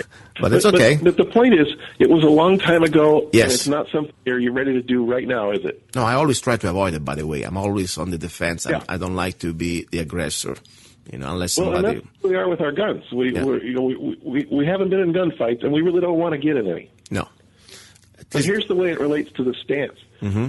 If somebody came up to you right now and tapped you on the shoulder and took a swing at you, mm-hmm. right after you got over the initial shock of what happened, you'd probably respond in a physical stance. Yes. That was ready to be defensive. Mm-hmm. That's because it's natural to you. It was natural to you as a teenager. It was natural to you 16 or 17 years ago, and it's natural to you now. Yes.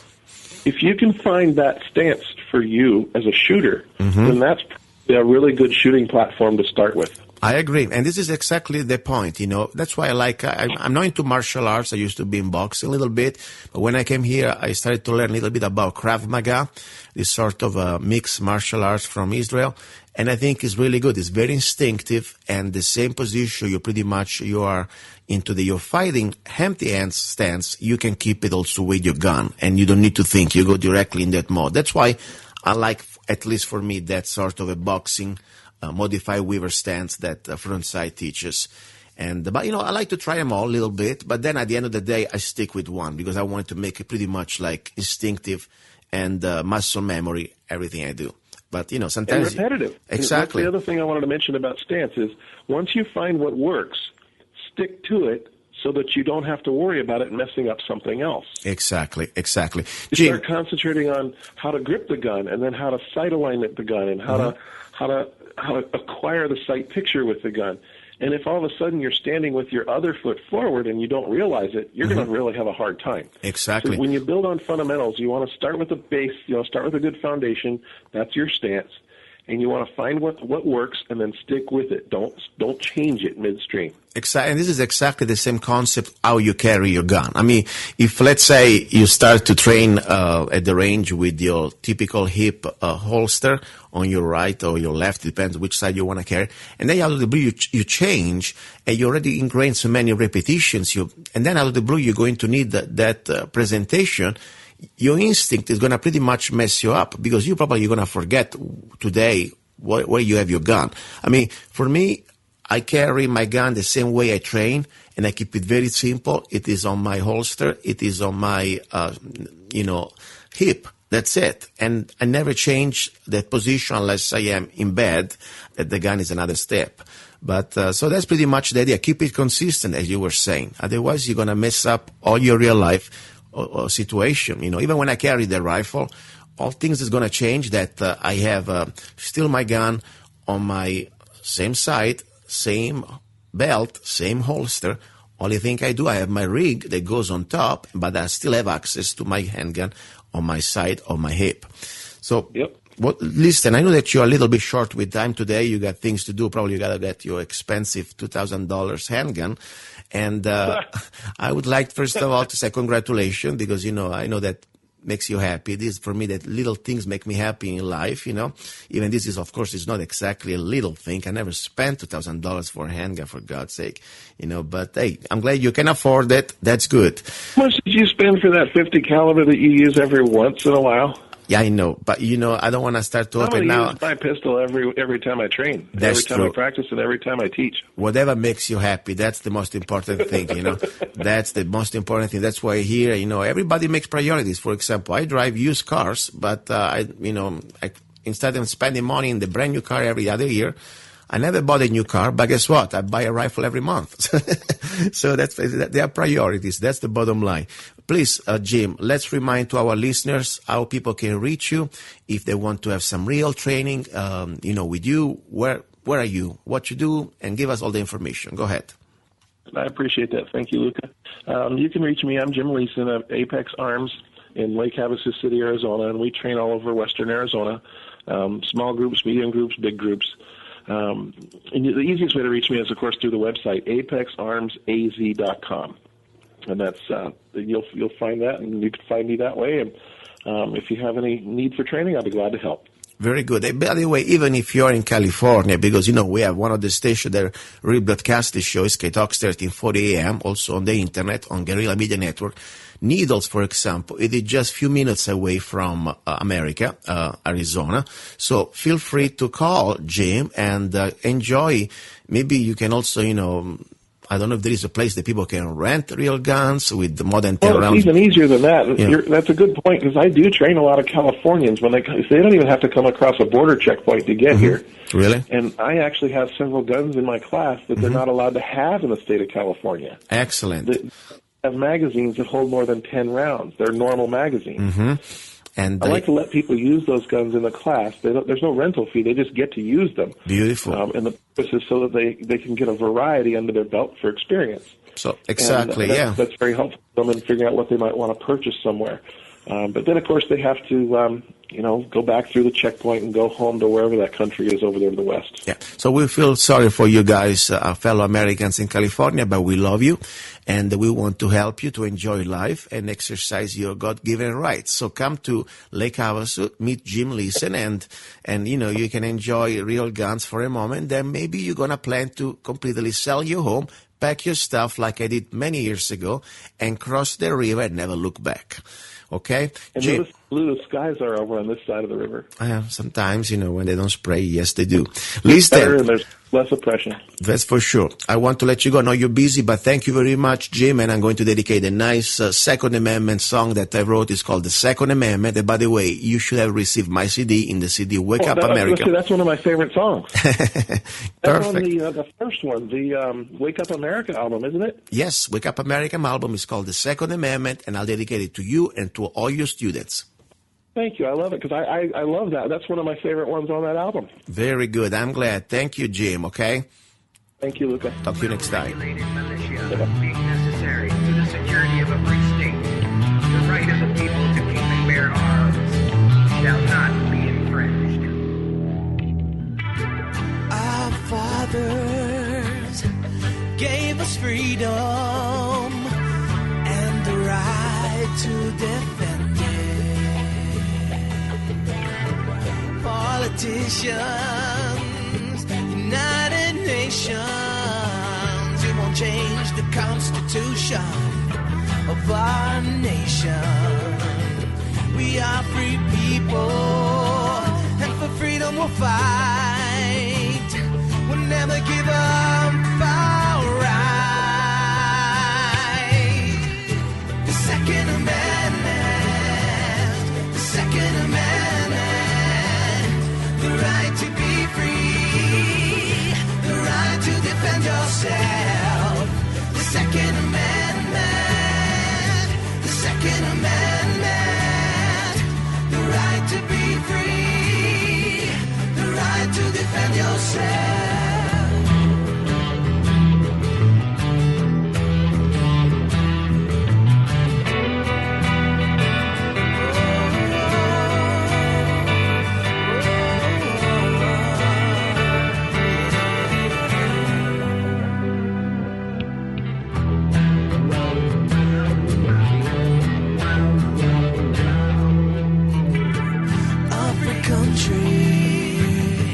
Needs free people with the freedom to defend our rights. To be defenseless doesn't help the sheep. Why should it help a human from thugs and creeps? And people disarm, only free to cry.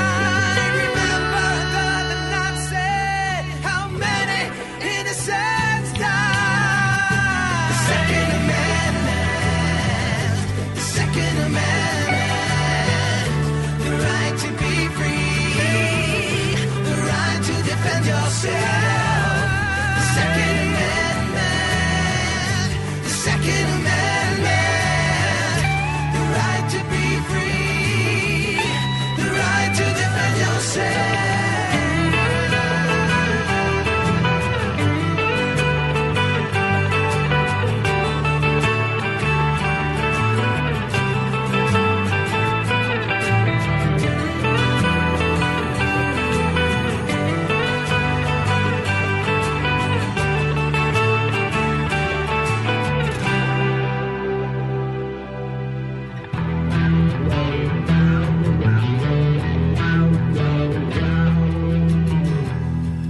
Oppressive state first politely will ban your right, then with violence they'll keep you quiet. The Second Amendment, the Second Amendment, the right to be free, the right to defend yourself. The Second Amendment, the Second Amendment.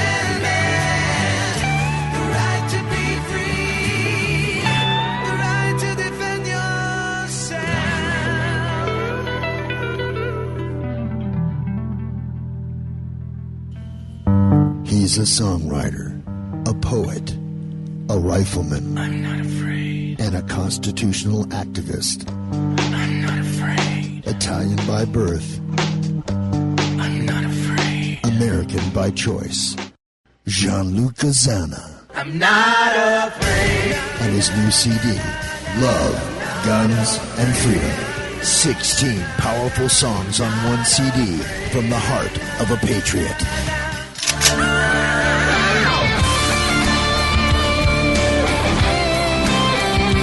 For download or to order the CD, go to www.lovegunsfreedom.com.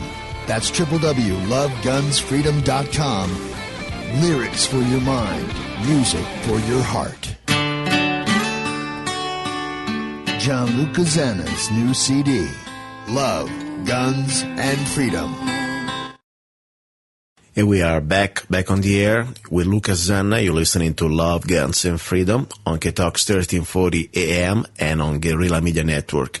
Also, don't forget, you can also listen to the show and also to all the archives, all the past shows on my website, www.lovegunsfreedom.com.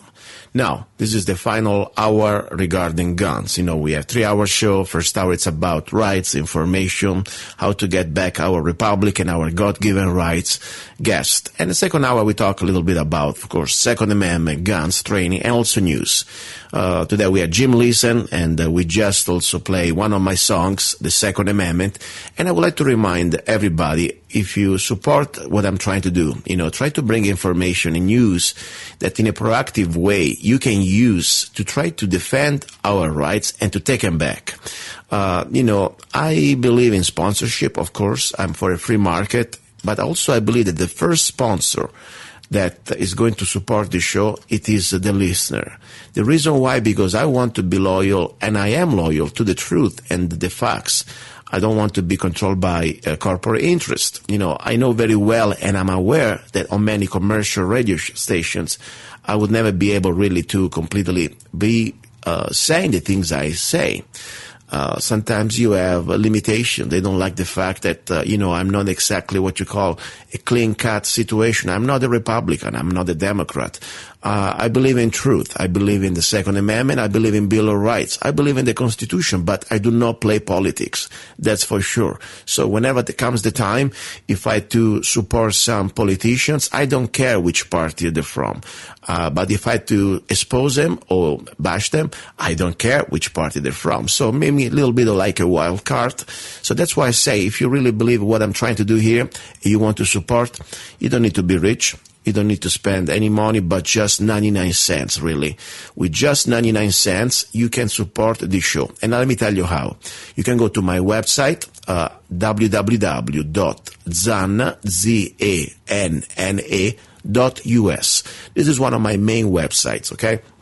And on the website here, you can find all my songs. There are more than 100 songs that I published and produced since I came to America, about 16 17 years ago now. And guess what? You can download any of these songs for just 99 cents. Of course, there are also other ways you can support me. There is a special going on. You can also find that on the homepage of zanna.us. It is a 4 CDs combo, 4 CDs. Pretty much contain all my songs, most of my published songs. For just $24.99, you can buy my 4 CDs plus free shipping. Doing that, you can support my music, you can share this message, because most of my songs, they're not just romantic songs, but also they're songs with messages, like the Second Amendment and many others. So, and I enjoy and I appreciate that you support my music and also share my music. So that's pretty much the story. So now going back to the Second Amendment, this is the hour dedicated to the Second Amendment. I would like to remind you that there are many, ways that they're trying to brainwash us. And it is very sad to see when they use children and in trying to brainwash them to, first of all, steal from their fathers or mothers or parents, and more important, also to break the law. I mean, talking about breaking the laws, that's something that could be very, very dangerous, first of all. And let's not forget, also they could be dangerous, not just in a way that you could become a felon, but also you could, your child doing what pretty much this PSA, this public service announcement, tell him to do, would also endanger people. it's very simple to without training, to hold the gun and to endanger, anybody. Now, let me play this for you. Of course, this is not really something easy to play on the radio because it is just video, images, and there is this very, depressing music.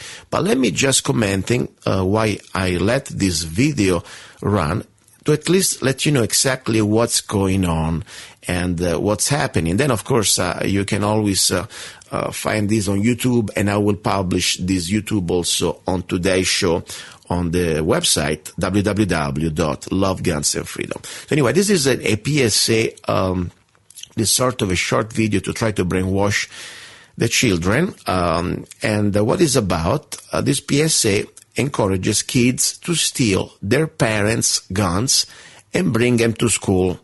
Think about already. You teach to your kids to steal, period.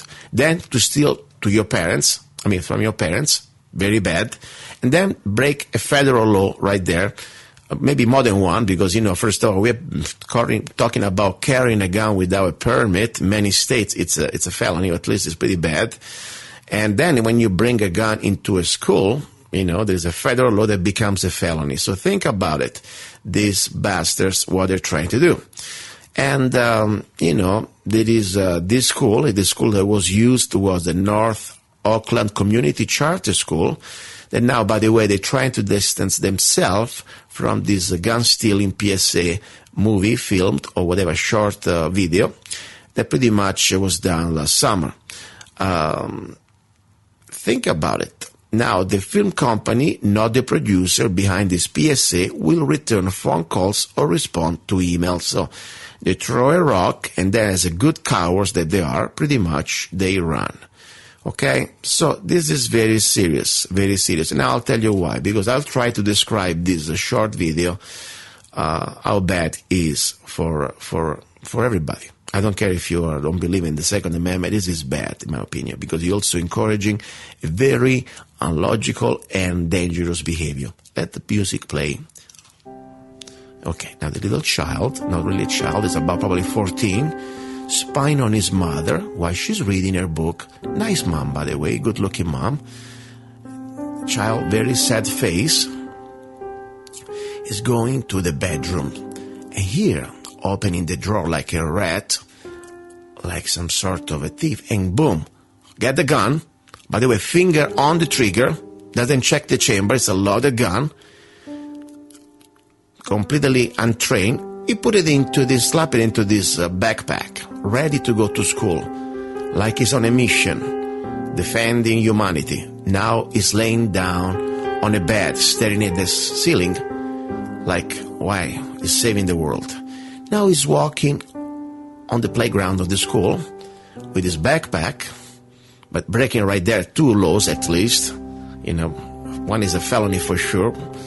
And he's, goes to school like it's just a regular day. He just stole his gun, the gun of his mother. By the way, the gun was safe there, minding its business for protection of the family. But don't talk about this to these bastards. So anyway, there's the school in time, students, reading, studying, very depressed. Music gets even more depressed, of course. Now, the thief, because I call him the thief, is there dragging his feet, and he's the last one. He let everybody else going out the room, and he goes to the teacher on the table, boom, he slap this gun. Can you take this away? I don't feel safe with the gun in my house. Now, I start to throw up. Now, our children deserve better. Stop gun violence now.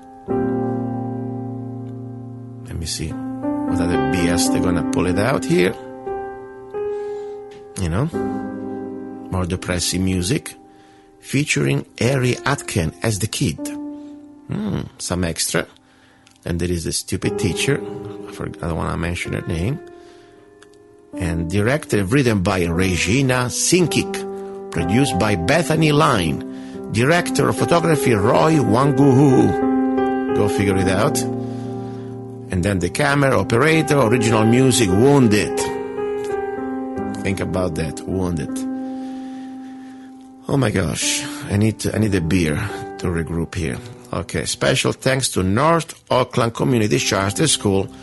Pretty much they're saying that they're being duped. They didn't know it was going to be something like that. Now, what is wrong with this picture? Let's look 1 second. First of all, it's completely disturbing, mentally, I would say mental disease, illogical, all this. I don't feel safe. I don't want this gun in the house. I mean, first of all, this gun, it wasn't doing anything. The family member, in this case the mom, seems like a very good-looking, decent lady, reading. She wasn't like white trash or doing anything bad, being drunk or being violent. It was just a regular law-abiding person. The gun was there in the bedroom, in a drawer, for safety, in case there is some sort of a necessity. Now, I really wouldn't feel safe in the house without a gun, in case there is a home invasion or any type of violent situation. But this is amazing. This is amazing how pretty much they try to brainwash our children to also not only steal. By the way, it's a very bad thing. Maybe have a conversation would be nice. Have a conversation with your mom or your father. Talk about why do you need a gun. Nothing wrong with that. To have a debate or a conversation is good. But to tell to the children that they are going to watch this PSA to go and steal from your parents, it's okay. That's disgusting. It's lower than a rat, okay? You are rats. You, director, producer, and even the guy that put the music on this piece of garbage, you are just subhuman excrements. That's what you are, in my opinion. So, and of course, think about also you endanger all the people that they're going to interact, starting from the child. The child, supposedly, he doesn't have any gun training. I see already that in the first shot of the video, he puts his finger very close to the trigger, very dangerous. And he slammed the gun in this backpack, probably muzzling everybody. And then, of course, he breaks a couple laws right there, concealing without permit, being underage, and going on school. That, by the way, it is a federal law. If you carry a gun on a school, you go straight to jail with a felony. So think about it. And then pointing and dropping this gun in front of the teacher. Likely she didn't get shot. Seriously. So think about it. This is what we're standing against. These people, they're so desperate to steal our next generation, our youth, to brainwash them, to tell them that every gun is bad. I don't feel safe in the house because there is a gun. This is pretty much their brainwashing. Let me tell you, I was a child too. And I understand how easy it is to get pretty much brainwashed by wrong messages. They tried to brainwash me when I was in Italian school system. They tried, I said. Didn't work out that well. Because somehow I was able to use my brain. But unfortunately, many children don't have that type of opportunity. So, this is pretty much what is going on. Anyway, now, be ready for the final hour, because we're going to talk a little bit more about interesting things. Come down to recipes, love, serenades, This is called Love, Guns, and Freedom for a reason.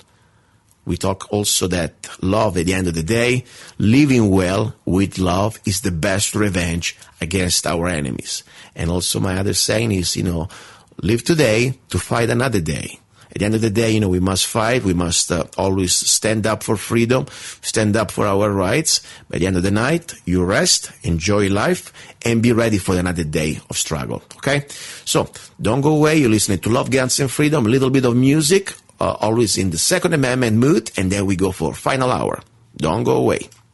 If you love wealth better than liberty, the tranquility of servitude than the animated contest of freedom, go from us in peace. We ask not your counsels or arms. Crouch down and lick the hands which feed you. May your chains sit lightly upon you, and may posterity forget that you were our countrymen. The line in the sand, you know the time is coming. The line in the sand, are you going to watch while we're fighting? The line in the sand, just tell me now where you're going to stand. How much much more you gonna take it? How much more you gonna fake it? Now you decide what you'll do when they come. They'll come for you.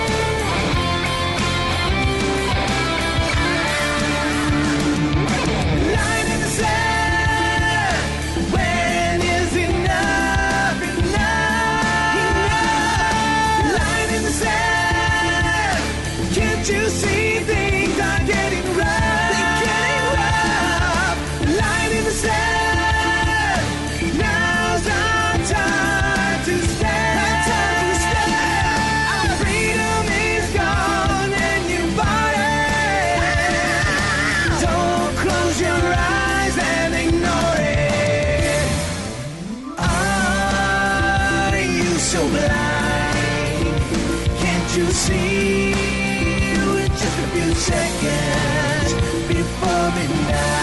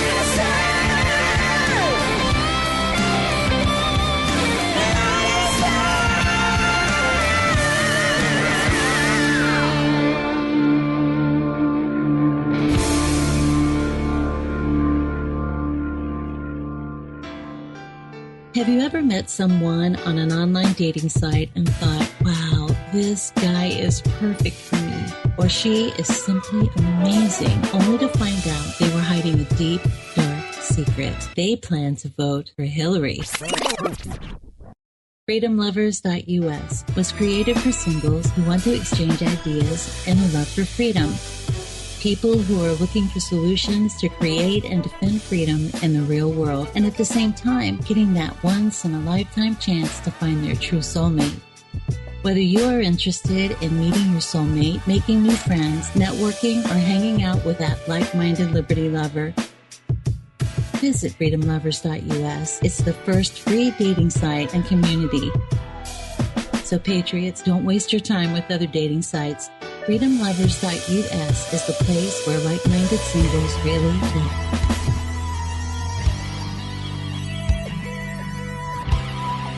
You're listening to Love, Guns, and Freedom with Gianluca Zanna on Guerrilla Media Network.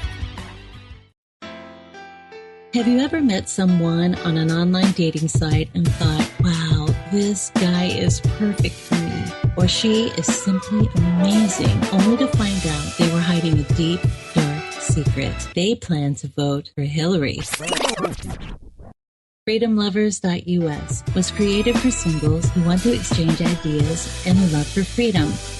People who are looking for solutions to create and defend freedom in the real world, and at the same time, getting that once-in-a-lifetime chance to find their true soulmate. Whether you are interested in meeting your soulmate, making new friends, networking, or hanging out with that like-minded liberty lover, visit FreedomLovers.us. It's the first free dating site and community.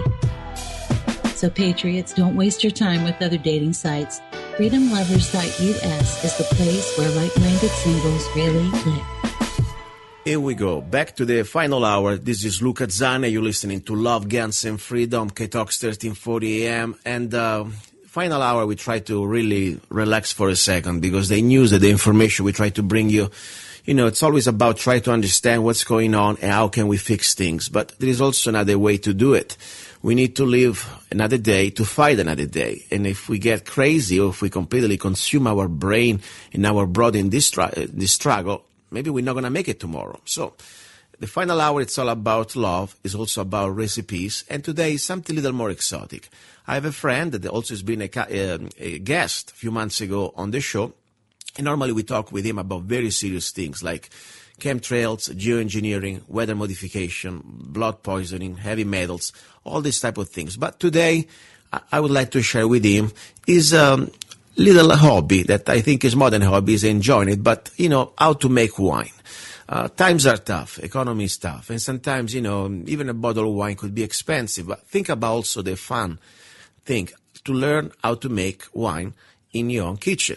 That would be beautiful. Now, what I'm trying to say here, this is just for, educational purpose, honestly, entertaining purpose. So don't start to, first of all, we're not trying to tell you to sell wine. That would be a crime, at least here in America, and I'm sure many parts of the world, since the government cannot make their tax dollars there. And also, it's just an experiment, okay? So it's something you want to try. If you want to try, do at your own risk and peril. So if something doesn't work, sorry, you're just trying because you wanted to try. Now, from Norway, my super special winemaker, Renzo. Are you there? I'm here, Luca. How you doing, Renzo? Oh, I'm doing great now. First 2 years, we're trying to do some new stuff in our life. And, it's really nice to be here with you, that you called me. Very good. I can ask you a favor. I know you're also on Skype right now. We are on video, but to keep the signal strong, can you just put audio only, please? Yeah. Thank you. Perfect. Now it's going to be a little better. Anyway, first of all, right now it's, we are in the middle of winter, even here in North America, Arizona, even it's not that cold. But how is the weather in Norway? Actually, it's a little bit too warm for what we know as a winter. We had now, from November, we had some winter days and some frost days, and then it was rainy again. Then it made a little bit of snow, a few centimeters of snow. And yesterday, actually, it was snowing, even if they said it was raining a lot, but it came down like 20 centimeters of snow. Wow. And then today it's melting, and the ice is, the roads are really icy. It's nearly not possible to walk outside in some places. But it's quite too warm. We are from minus 18 Celsius going to 8 plus, then we go back to minus 12, and then back to 6 plus, up and down. And the skies showed a weather phenomena. They call it a pelmut sky, which is like when you look in an ostrich in a shell. Then you have this lot of colors inside. Mm-hmm. And the whole sky was like this, where it was a blue day, and suddenly there was some clouds, and it showed up that these clouds got colors like purple, it got rosa, pink, it got blue, green, yellow, and white, like you are looking in a really halogen light. Mm-hmm. It was so strange that people called the meteorological system, the meteorological stations. And they got really upset about it. And I found out now that it was visible in UK, it was visible in Germany as well, it was visible up here, and it was a lot of places in Europe. And I said, from the day I saw it, I said, now a lot of people will get sick. And that happened. People are just having a cold, like a flu symptom for 2-3 weeks, and but we are just getting out now of that. And so I took some power back, and I came just downstairs in my wine cellar, like you said. Yes. And coming down here and taking some rest down here. And so that means my rest is 7 buckets now. I stopped them today to fermentation. And I have 7 buckets with 25 liters each. So that's about 4, 8, 16, 20. That's about 6.5 gallons of wine each, and so Renzo, 7, 6, 42, 45 gallons of wine. Let me stop you 1 second, because I would like to pretty much let our listeners understand what's going on. We are right now connected through Skype with my friend. Is also is an interesting guy. He's a guy that he is not just an activist, and also is a healer, and also he knows a lot about what's going on with this new world order. But also is a guy that understands that it's a good way to try to take care of yourself. And this is for me also what I think. When you have such a big vision of what's going on, sometimes it's good to stop for a moment, have a little place where you can chill out, relax, and try to even enjoy life, because that's pretty much the idea. If we stop enjoying life, we lost already everything. So now we're talking about how to make wine. Normally in this hour, I try to share my Italian recipes of pasta, or how to make bread, or other interesting things. Like, for example, last week I was talking about how to sprout. Today we want to try to share some ideas, very simple ideas, how to make wine in your basement or even in your kitchen. Now, Renzo is from Norway, but technically his parents are from Italy. Even he was born in Germany, correct me if I'm wrong. And so we have a little bit of Italian tradition here going about how to make wine. Now, Renzo, if you want to start to give this, share what you do, how you do it for the average person, like for example myself, I would like really to start to make my own wine from my basement. What is the first thing we need? First ingredient. The first ingredient you need is a lot of power, we say, because it takes you quite a few weeks to do it, and so you need some passion to do it, and you need some power to shake the ongoing thing. So the buckets, you must shake them once a day minimum. That's what is written on the recipe, we can say. When you buy a concentrate, the concentrate we get here, you can get different concentrates. Like Norwegians like to take berries or apple concentrate, and then they have a really sweet, like a 5-liter concentrate, 1.5 gallon concentrate.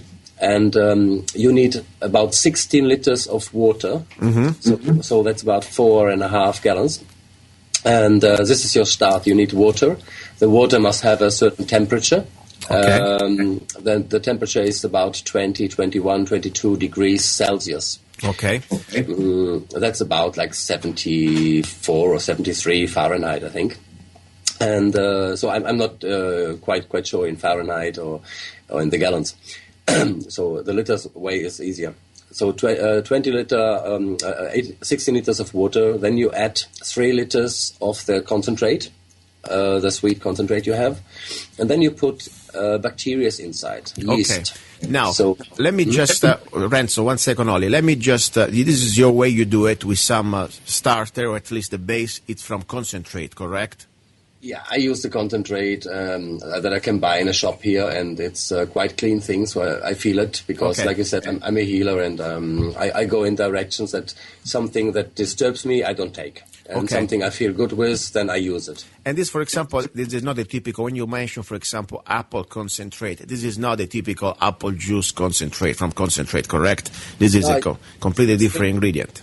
It's really a strong concentrate, really sweet, and when you would drink it, it's too sweet to drink. Yes, so some sort of, this is your version. Okay, so let's keep doing your version. Then I'll tell you my version that I used to see when I was a kid, was a child in Italy.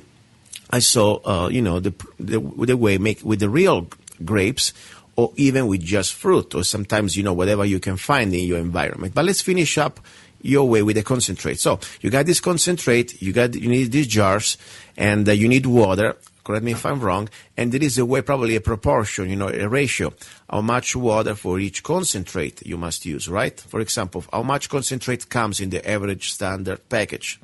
In the package, when you buy it, you have 5 liters of concentrate. 5 liters. And you use 3 liters on the 16 liters they recommend. Okay, so you follow the instruction. So you put all this in the water, correct? I mean, in a big jar with water? Yeah, in a big jar, and you put first the water, then the concentrate, and then the bacteria on the top, which is a package. They named it A.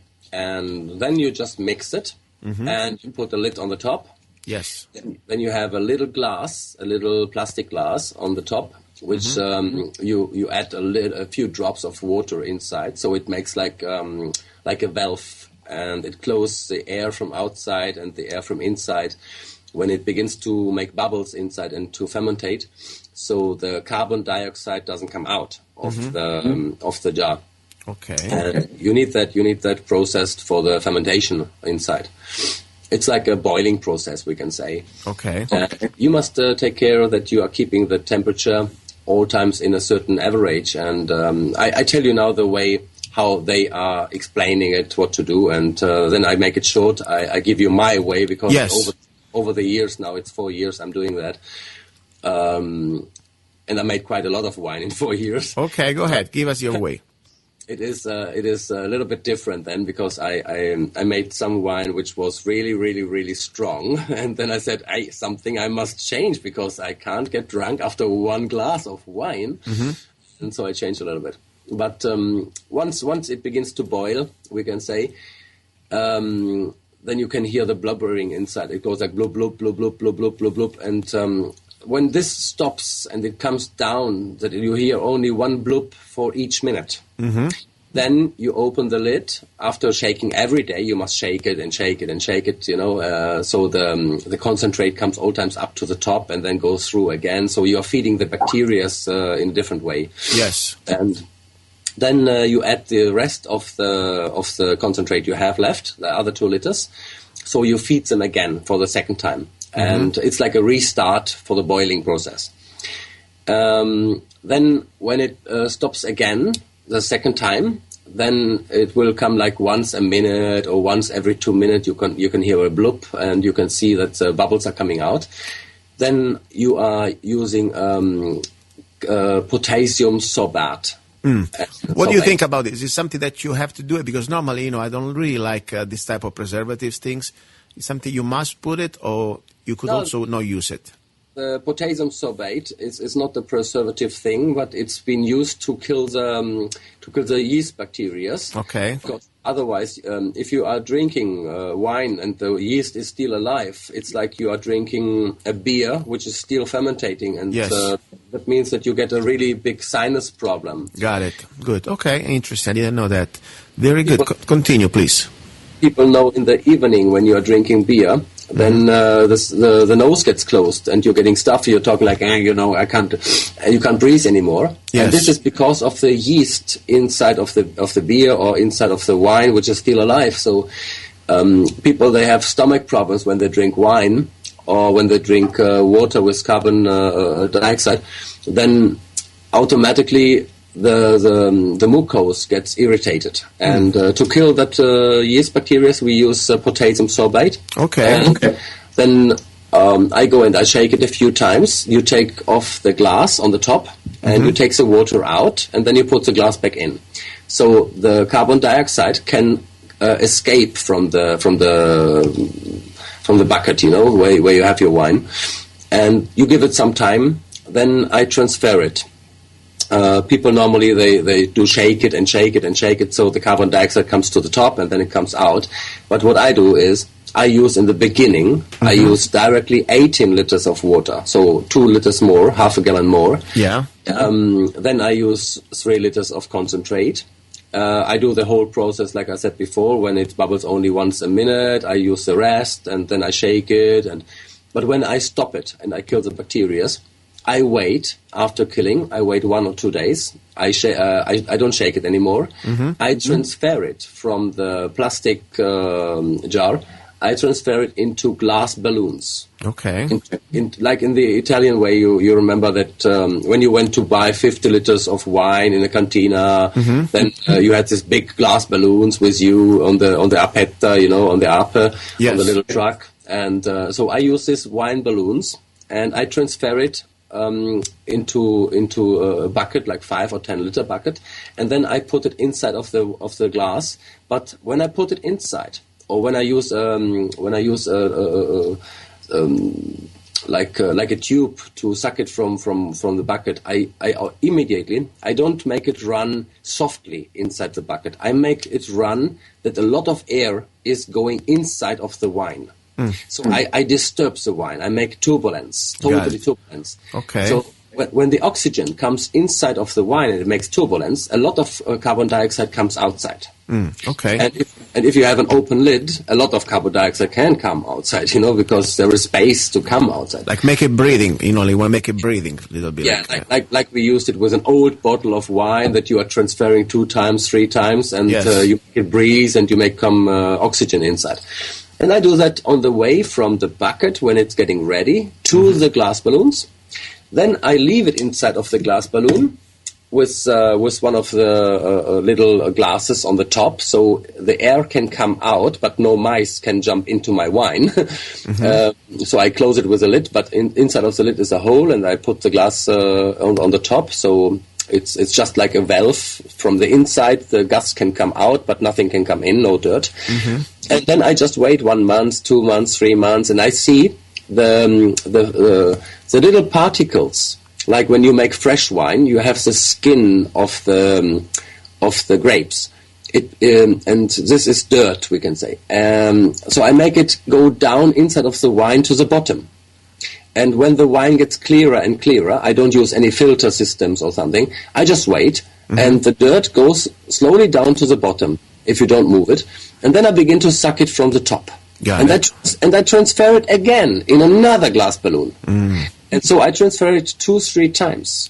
Lot of process. I mean, it's an interesting hobby. You must have for sure patience, like you said at the beginning. And any specific, there are different concentrated that you pretty much get the different flavors. What is your favorite blend or whatever is your favorite type of wine that you created so far? I tried a few different ones, and what I use is a Cabernet. A Cabernet is a red Cabernet.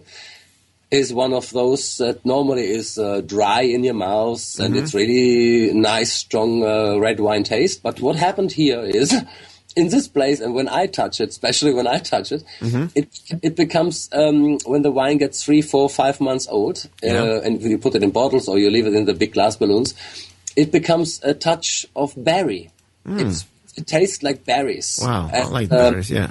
It's a double taste, and everybody says like, hey, you made wine out of berries. And I say, no, this is not a berry wine, this is grapes. And so no one could explain what is going on with that wine.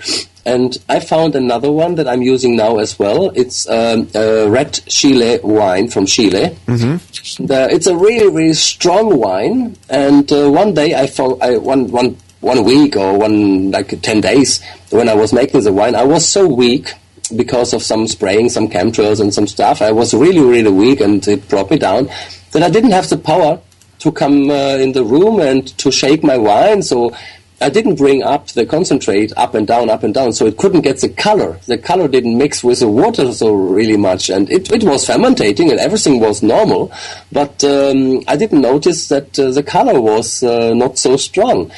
And what happens then is I made a nice rosé out of the black, the really deep black Chile wine grapes. I made a nice rosé that came out, and it was so tasty that I said, okay, I'm going to do that again. And so now it's about 100 liters of red Chile and 75 liters of Cabernet boiling there. And I killed the bacteria today with potassium sorbate. I killed them now in about 2 hours ago.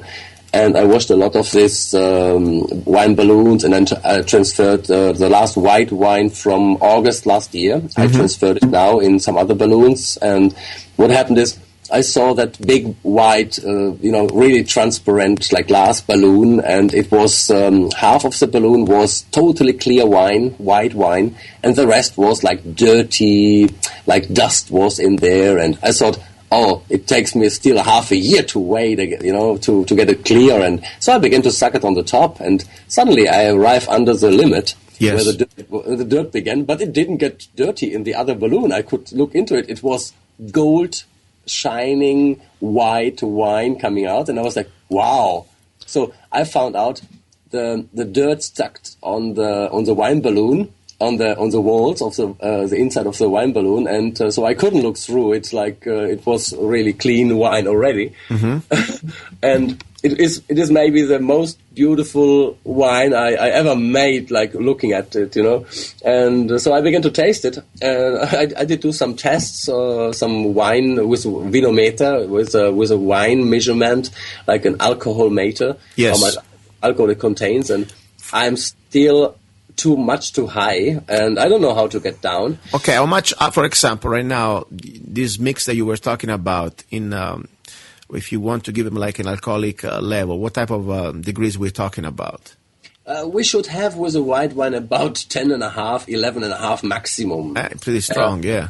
Alcohol percentage. And in a red one, you should have about 12 to 13. And if you come to 13.5, when you buy a glass of wine, it's getting strong. Yes. But in my place, when you drink a glass of wine, you never feel it's strong. It just goes down like water. Yeah. It's just drinkable, really drinkable. And when you're eating, it's really nice, and it's not burning inside of you or give you a strong taste in the mouth. It's just drinkable.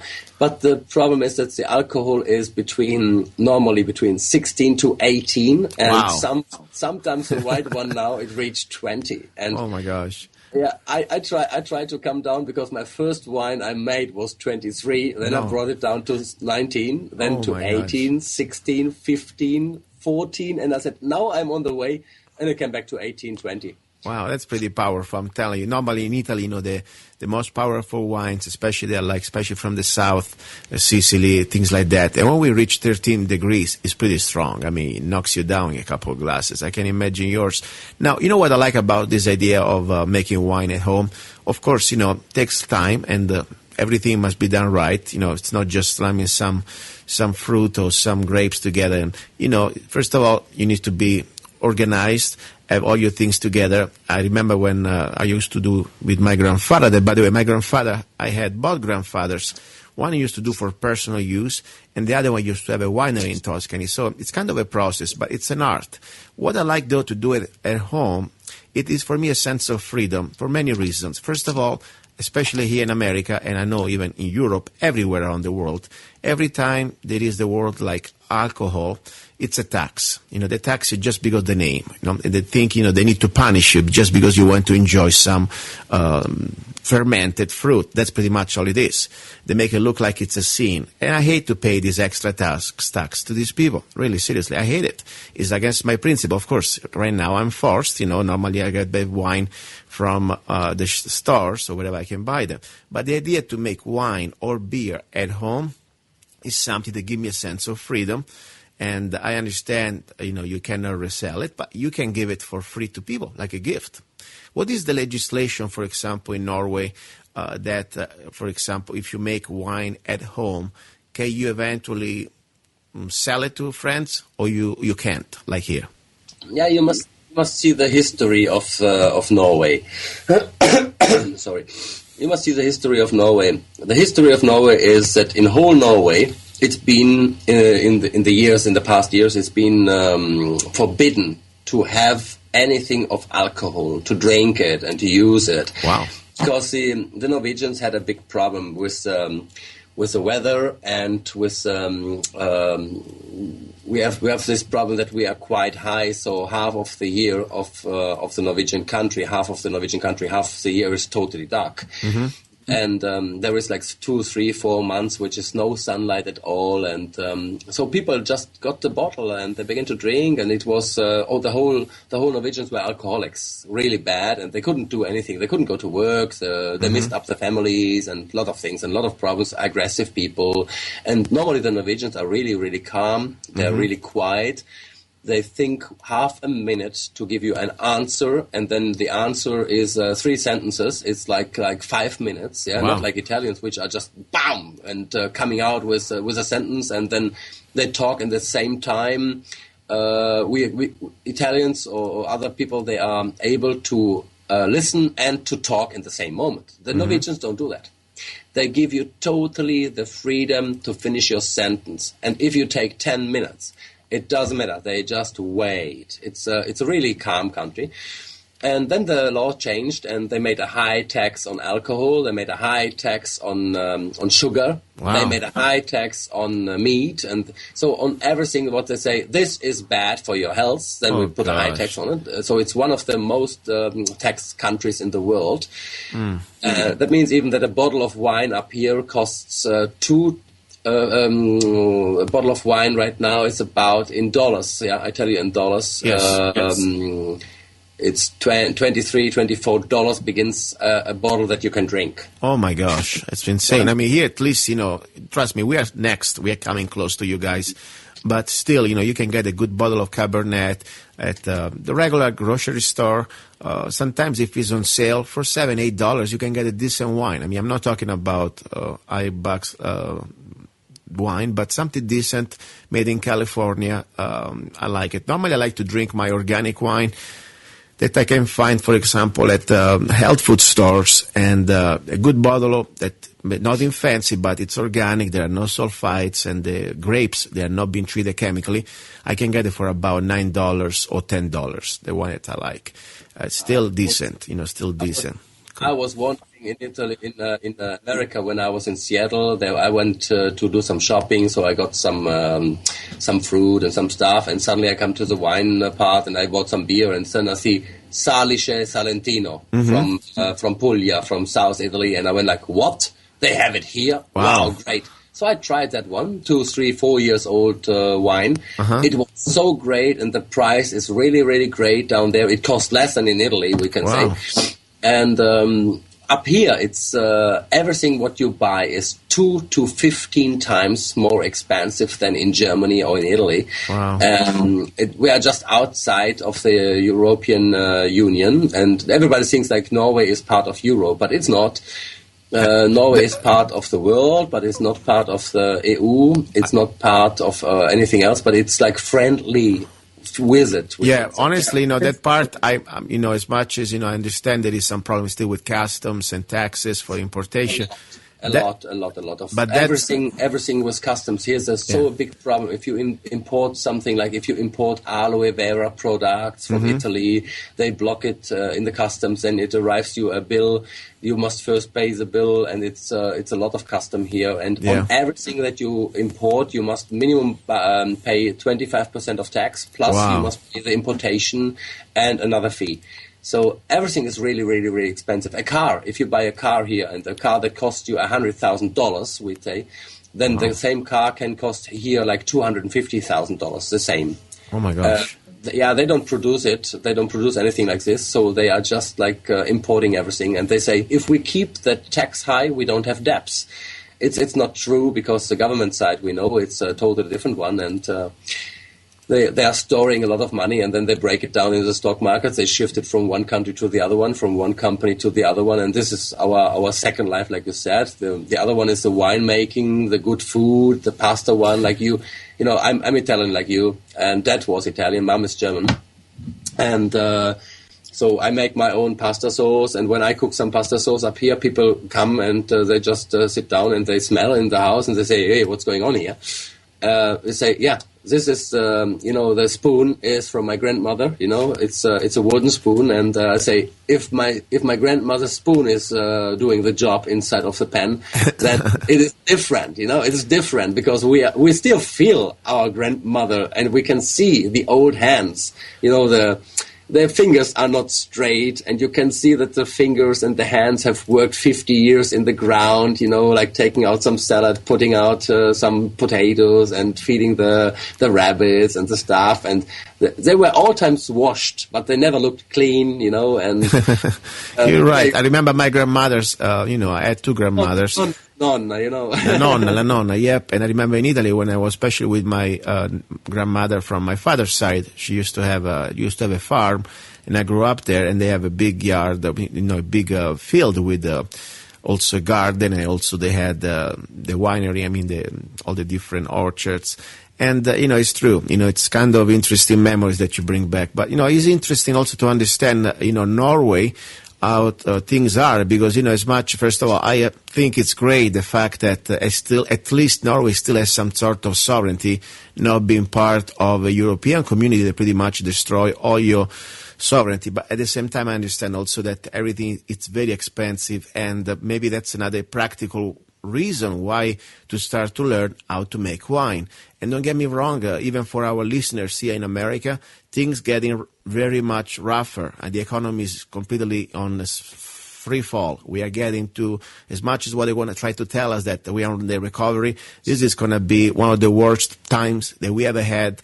I believe even worse than the Depression, because at least during the Depression, there was a culture of people being independent, and most of America were still living off the land in the rural America. Now most of America lives in the big metropolis, in the big towns, and more important, there is no more the knowledge to how to do things by yourself, how to create food, how to harvest food, and also how to make wine. Think about it. If things gonna get really tough and taxes gonna go up, not everybody can afford $20 at least for a bottle of decent wine.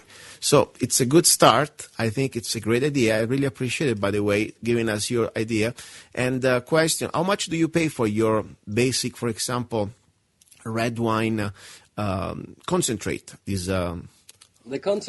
The concentrate I use is 359 crowns, which is like a 40 euro, and so you are on $45, around that, $45, $46 is 5 liters. And I'm going to make now, this time is the first time I make 25 liters out of 5 liters concentrate. Normally I do about 23, 24, so I try to make it softer, not to have so much alcohol. Yes.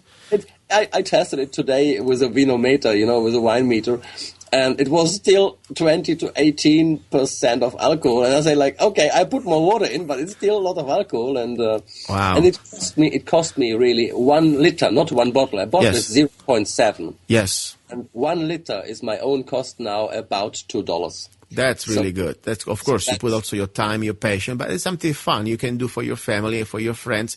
And instead of spending $20 for a bottle, and on top you know what you have there. You know the water, and you know everything. The biggest difference, Luca, is, we must say, the listeners maybe, is in Norway there's been a different lifestyle before. So there were a lot of these little villages.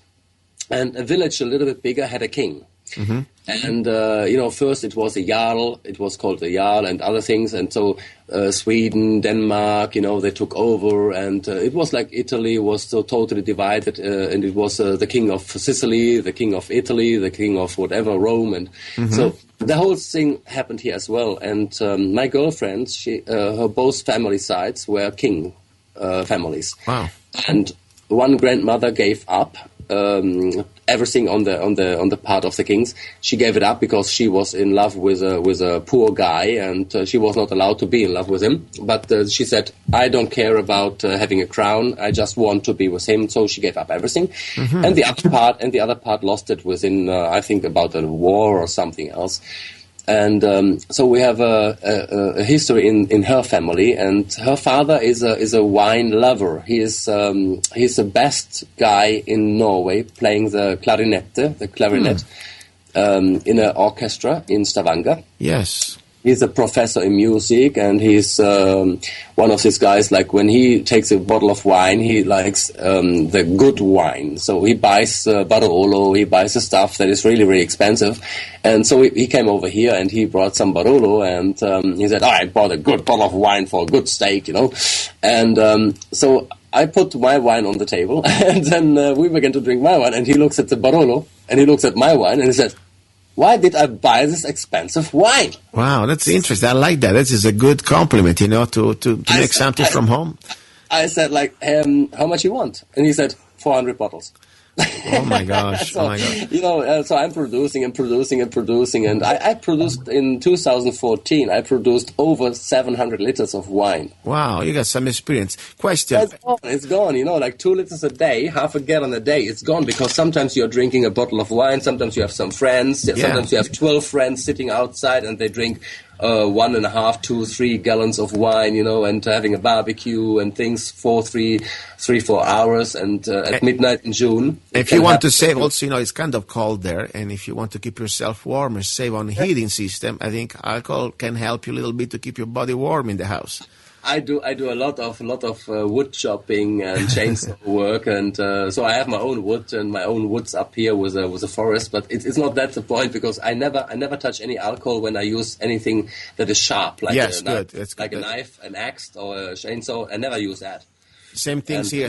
You know, we always say when you go to the range, never get close to alcohol. That's the same situation. When you talk close to something dangerous or something could be, you need all your brain together, never drink. But after, when the range session is over, for me it becomes the time to relax and, like my pasta and my wine. This is really exciting. I really get now, as things settle a little bit, I would like to start to do two things this year. One, how to make wine. Another one, how to make beer. For the purpose is to know exactly what I'm drinking, to be self-efficient, and also to really enjoy the fact that if I can, I avoid to pay the extra tax to these bastards, because pretty much they're like parasites waiting for us. Just because we want to enjoy life, they need to make us work extra hard, like it's a punishment. So this is, for me, is priceless, what we do here. And I hope listeners, maybe you can give me more tips. Maybe you can send me an email how you make your wine. And I have some different Facebook friends. They also make wine the old-fashioned way. For example, I have my friend Eric. I know he's listening. That he sent me a beautiful collection of wine for Christmas. And I know that he used to work in a winery. So I'm going to ask him also how he makes wine directly from the grapes, different system. Mr. Renzo, I would like to remind everybody, first of all, your website. I know that, people already know you in the chemtrails, weather modification, also internationally acclaimed energy healer. And please give your website out. It's renzocelani.com. It's RenzoCelani.com. You also on Facebook, just to let you know. And if you go to Facebook, put Renzo Celani, Celani. And by the way, please contact him, if you have any question regarding weather modification, but more important, how really the body is reacting to all these metals and chemicals in the air. And Renzo, I met him, more than 1 year ago, and he has a lot of experience into this field. And of course, now I discovered also he has a great passion for wine. Renzo, I want to thank you very much. And please, let's be in touch. And why don't you do me a favor? Send me a photo of you holding a bottle of your wine with a glass. I will post it on the website for today's show, lovegunsfreedom.com. Today's show is going to be pretty much all about the final hour about wine. And this is for the Sunday 18th. Can you send me a photo of you with the wine when you can? Oh, we can do a lot of photos and a lot of wine. Okay, one is enough. Okay, not in drunk, just in control of your actions. Okay. Can I give something for the listeners on the way? Because we know a lot about the science and what's going on with water molecules. Go ahead. This guy, like Masaru Emoto, he made a lot of crystal photos of frozen water, and he could see that the frozen water was different when a different thought was in the air. When you were praying, when you give the word hate to the water or something, it changed. And in Germany, we have a friend. He does it with water. He makes it evaporate, and then he burns the minerals, which are the rest inside of the glass. Then he puts back a drop of this distillated water that came out, and then he looks under the microscope and he makes a lot of photos, and it happens the same. So the angle of the crystals of 58 degrees angle is the best and healthiest angle we know today. This is what they found out. But what I want to give on the way, when I come to my wine, I am all times inside in a happy. I'm a happy person then, and I come down here, and when I touch it, it's a good feeling. So whatever you give to it, it will come back to you because it's got a memory effect. The H2O molecules have a memory effect. So if you pray, if you are happy, if you have love in you, and you're producing your wine, it is really a totally different. My wine doesn't give any headache. You can drink a glass, you can drink a bottle, you can drink a whole, 5-liter gallons, and if you're totally drunk next morning, you are fit. And this is a phenomena that a lot of people found out. They say, why are we not having a hangover next day? Because there is no preservatives, nothing in there. I just, like I said, I just kill the bacteria after, and I just wait. That's all. And I begin to drink it a little bit, to taste it after 1 month. Then after 2 months, I drink a little bit more, and I just take some other old wines. Older it is, better it is. But remember the memory effect. The wine remembers. And one little thing I did, I called a priest in Italy. Mm-hmm. And this can be a really, really nice and interesting thing. I called a priest in Italy because sometimes as a healer, we have this exorcism situations that we say something is wrong with a person. So there is something in the field, and it can be a grandfather, it can be a history in the family that everybody of the family has got this lung cancer problem. And what is this? This is a history and a memory, we can say, and we must do exorcism. Exorcism is not only to take away the devil, the evil, but it can be even to change the field of the people, the aura, the people's history, they say karma and all these things. Yes, yes. I just see it like there is a history and there is a memory effect, and it comes in different generations back all the time. And so what we call exorcism is taking away something from a place which it shouldn't be. Yes. It shouldn't be in that place. And so if it is mercury from the amalgam fillings that you have in your body, so if you do detox with chlorella, then you're doing exorcism actually. You're taking mercury out of the place where it shouldn't be. And when I called this priest and I said, listen, I had 2 times the situation that I had really bad spirits with some patients, and I would like to come to you and to get some water, some holy water from your church. I'm not Catholic. Mm-hmm. I'm not Catholic. But I'm someone who believes in God, and and I'm a healer because people found out it's not me, but they found out, and doctors found out I could see things that other people could only think about, but they couldn't even measure it. And then a brain researcher did find out my brain were different, and so we did a lot of things. And he said, like, oh, that's interesting. How can I help you? And I said, I want to come over to take some water from you to use it on my patients. And he said, no, you don't have to come down. We do it on the phone. On the phone. What? He said, yeah, you prepare some water, and if you would like, you prepare some candles and some incense. And I said, okay, and some salt, he said. Salt is really good. And okay. I said, okay, so I prepared some salt, 8 kilos, not less. I prepared 20 liters of water. I prepared 40 candles and 15 packages of incense, and I took 20 liters of red wine. And I put it next to it. Oh, my gosh. And I said to Padre Barbin, I said, Padre, now we can do that. When do you want to do it? He said, right now. So he began to pray on the telephone with me. Wow. Luca, what happened? What happened was crazy, amazing. The whole body of me was under electricity with him on the phone when he began to pray an Ave Maria, and I'm not Catholic. Yes. And he began to pray an Ave Maria with so much faith in him. Yes. A strong person, such a good heart. He prayed that this stuff I prepared, and I said, I have water, I have wine. And he said, wine? Oh, that's really good. Then we must do a heavy prayer, he said. And so he was praying, and the house, you could hear inside of the house like the wood is moving, like it was strange. It was electricity in the house, and my girlfriend, she didn't even know what I was doing on the phone. She looked at me like, what is going on in here? And after the prayer, I thanked him, and he said, now you can do what you need to do with the stuff I helped you. So I tried a little bit of that wine, and I tried the water. Yes. The water was so fantastic. You took a little bit in the mouth, and it disappeared inside of your mucus. You didn't have to swallow it. Wow. You took the wine. The wine was immediately, it was fresh wine. It was immediately like 1 or 2 year old wine, chuck, like nothing. And the candles are burning down slower than normal candles, the same kind of candles. And it was really, so everything has got a memory. That's what I want to give the people on the way. When you do something, when you cook, when you touch it, do it with love. Never be angry. Never be, when you're making a nice pasta sauce like you do it, like I do it, be happy, yes, and touch it and feel it with your heart, and then it comes back to you. And the pasta, when you eat it, it will heat you up. When the pasta is cold, you eat it in the night, in the next day, it will still heat you up, and you feel the warmth coming through your body. This is not because of the food. This is the energy. Energy is ability to work.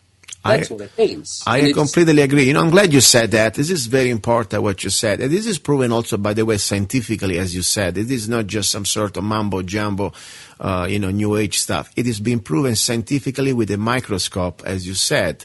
And it is true. There are many elements. For example, even the creation of a human being. They can try to put this cloning all the way they want, but something's never going to happen the right way because there is not the human component of love. And so also in food, when you make food or you make some wine or you make anything that also seems like a normal thing, even when you give water to your plants. The plants, even the little basil plant or your little orchard, whatever, they can feel the vibes. They can feel that the person is loving or is trying to treat their existence. There is something's been proven at different type of scientific level. So I'm glad you said that. So the secret of everything, and that's why I always say the show, it is not just guns and freedom, but we start with love.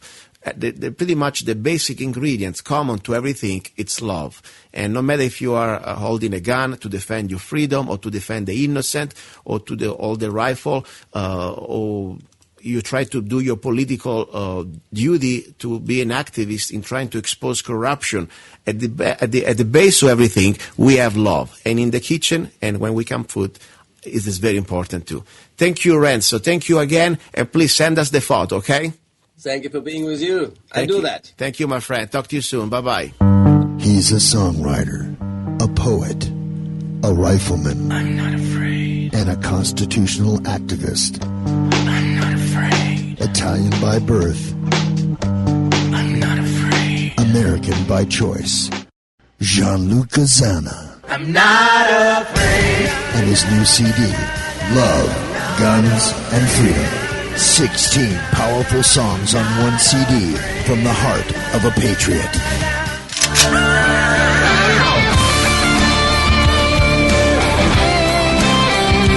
For download or to order the CD, go to www.lovegunsfreedom.com. That's www.lovegunsfreedom.com. Lyrics for your mind, music for your heart. Gianluca Zanna's new CD, Love, Guns, and Freedom. Live on Love, Guns, and Freedom. Luca Zanna right now is going to perform a serenade, Amore. Music by Luca Zanna and Simone Sello.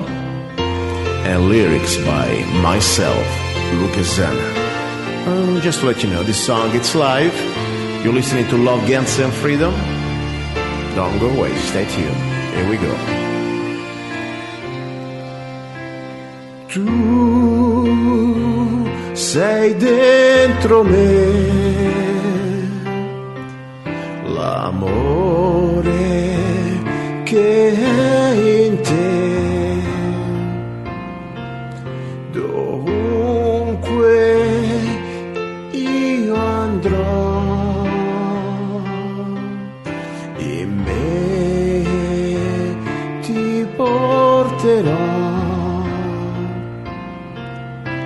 Nel mio cuore tu sarai, la vita scorre, nei miei sogni tu vivrai, non mi lascerai, amore, amore, amore, amore, tu sei nel mio cuore, tu sei nel mio cuore.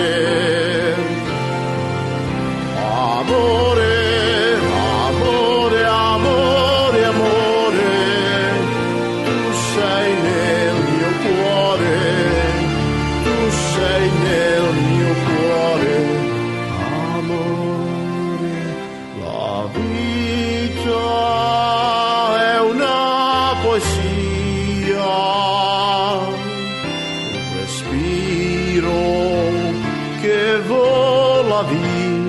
via la luce che è dentro noi, eterna se tu lo vuoi,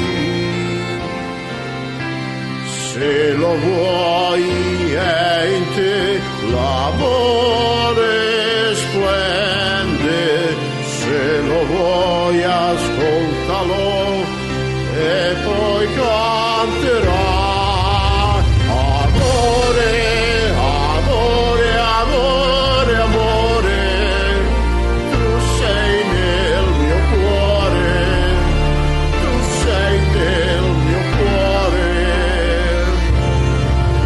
Amore, amore, amore, amore, tu sei nel mio cuore, tu sei nel mio cuore. Amore, è dentro te, è dentro me, è sopra di noi. Amore, amore, amore, amore, tu sei nel mio cuore, tu sei nel mio cuore. Amore, amore, amore, amore, tu sei nel mio cuore, tu sei nel mio cuore. Amore. Here we go, guys. This is luca-zanna. You're listening to Love, Guns, and Freedom. And this was live. Dedicated to you, my listeners. You know, I do serenades and for other people. Today was for you. Thank you for listening. I really appreciate you. And thank you for being what you are. Whatever you are, I just hope you are honest to yourself. Because this is pretty much the idea. We want to be ourselves. And of course, we want to believe in love, in good. And this is part of the show for me. As you know, the show, it's called Love, Guns, and Freedom. And I intentionally named the show first Love, because love is pretty much the engine that is going to move the world, and also is going to be the biggest weapon against evil. Don't forget, yes, I believe in the right to defend myself, and also I believe in guns. And I enjoy, by the way, guns. But a gun without love is nothing. It's just some metal. Love, it can motivate us to do good and use tools like guns to defend life, to defend freedom. This is pretty much what it's about. Now, this is the final hour. We're almost at the end of the show. I would like to remind you, first of all, if you like my music, you want to support the show, what I did now was just a little live serenade, but this is one of my official songs that you can find in my compilation. I have different compilations out there. One, it's a romantic Lucas songs, or Lucas romantic songs, or whatever. But I have a new website that you can find all my romantic songs. It's called romanticsongs.us, and when you can go there, you can have pretty much a great summary of all my romantic songs I wrote in the last 20 years. Also, don't forget, if you go to my website, lovegunsfreedom.com, in the music section, you can browse all my songs. There's some great special for 4 CDs of most of my, where you can find pretty much all my songs, more than almost 100 songs. And in these 4 CDs, you can get a super special, $24.99 with free shipping and incredible price. More important, you can download any of my songs for just 99 cents. Now, another important thing I would like to say to all of you. I launched a site a few months ago. It's called freedomlovers.us, freedomlovers.us. It is more than just a dating site. The idea was to give it opportunity to individuals who believe in freedom and the principle that we always talk during the show, to find each other. And maybe why not find also love. But the idea also is more than just for singles. This is a site, is the first social network site where you can find like-minded people and network. Network means also knowing each other, trading, exchanging ideas, also blogging, uploading videos, video chatting, creating a community where at least we have like-minded people that we can get together and find each other in a good way. Now go to freedomlovers.us and you can join, and you can pretty much upload your photo, your profile, and create everything you want. And also sell things if you want. The idea, we believe in free market. Now, another important thing I want to say about the show. Next Sunday is going to be a very, very important show. Probably all my guests, for me, they are important. But this one, it is one of the biggest I was able to reach. His name is, I'm not going to tell you his name. You will surprise you next Sunday. All I want to let you know that is a very high level former NSA worker, high level, and he's been for over 30 years with the NSA, National Security Agency, and is one of the biggest whistleblower. I mean, this guy was before Snowden, okay? And what he's been saying is pretty much even bigger than Snowden. And I was able to have him on the show, and I'm very thankful for, most important, what he's been doing, for his courage to be out there, to risk his life and also his family and his future, to bring us information that we need to use to wake up our rest of America, and more important, also the rest of the world, because this is not just an American problem. This is about a global problem. We are all under tyranny. We are all under danger. And as humanity, and of course me as an American, with you guys as Americans, but I have also listeners from other parts of the world, from Italy, from Europe, and they're all facing the same. So we must unite as human beings to stand up against these globalists that they want to destroy us, and they want to really make us live in some sort of a sci-fi technocratic nightmare. Now, I want to say one more time, please also don't forget that I'm launching this new idea of serenades, and if you want to dedicate a serenade, like I just did, I just played for you, Amore, but this time I can dedicate to your special one. In this final hour on Love, Guns, and Freedom, just send me an email. Go to my website, lovegunsfreedom.com, send me an email, and send me also the information of the person that you want to serenade. Phone number, and also best time to reach him, and the name, of course, and a short message. I will call the special person for you, and I will surprise them with this free. This is free for you. Normally I charge for people, but for you, my listeners, it's free. An authentic Italian serenade with a very special romantic or whatever message you want to give me. Okay? So it's been a pleasure. I really enjoyed the time together. Today was an incredible January the 18th, 2015 for posterity. And don't forget to share and spread out about the show. You've been listening to Love, Guns, and Freedom with luca-zanna on K-Talks 1340 AM and on Guerrilla Media Network.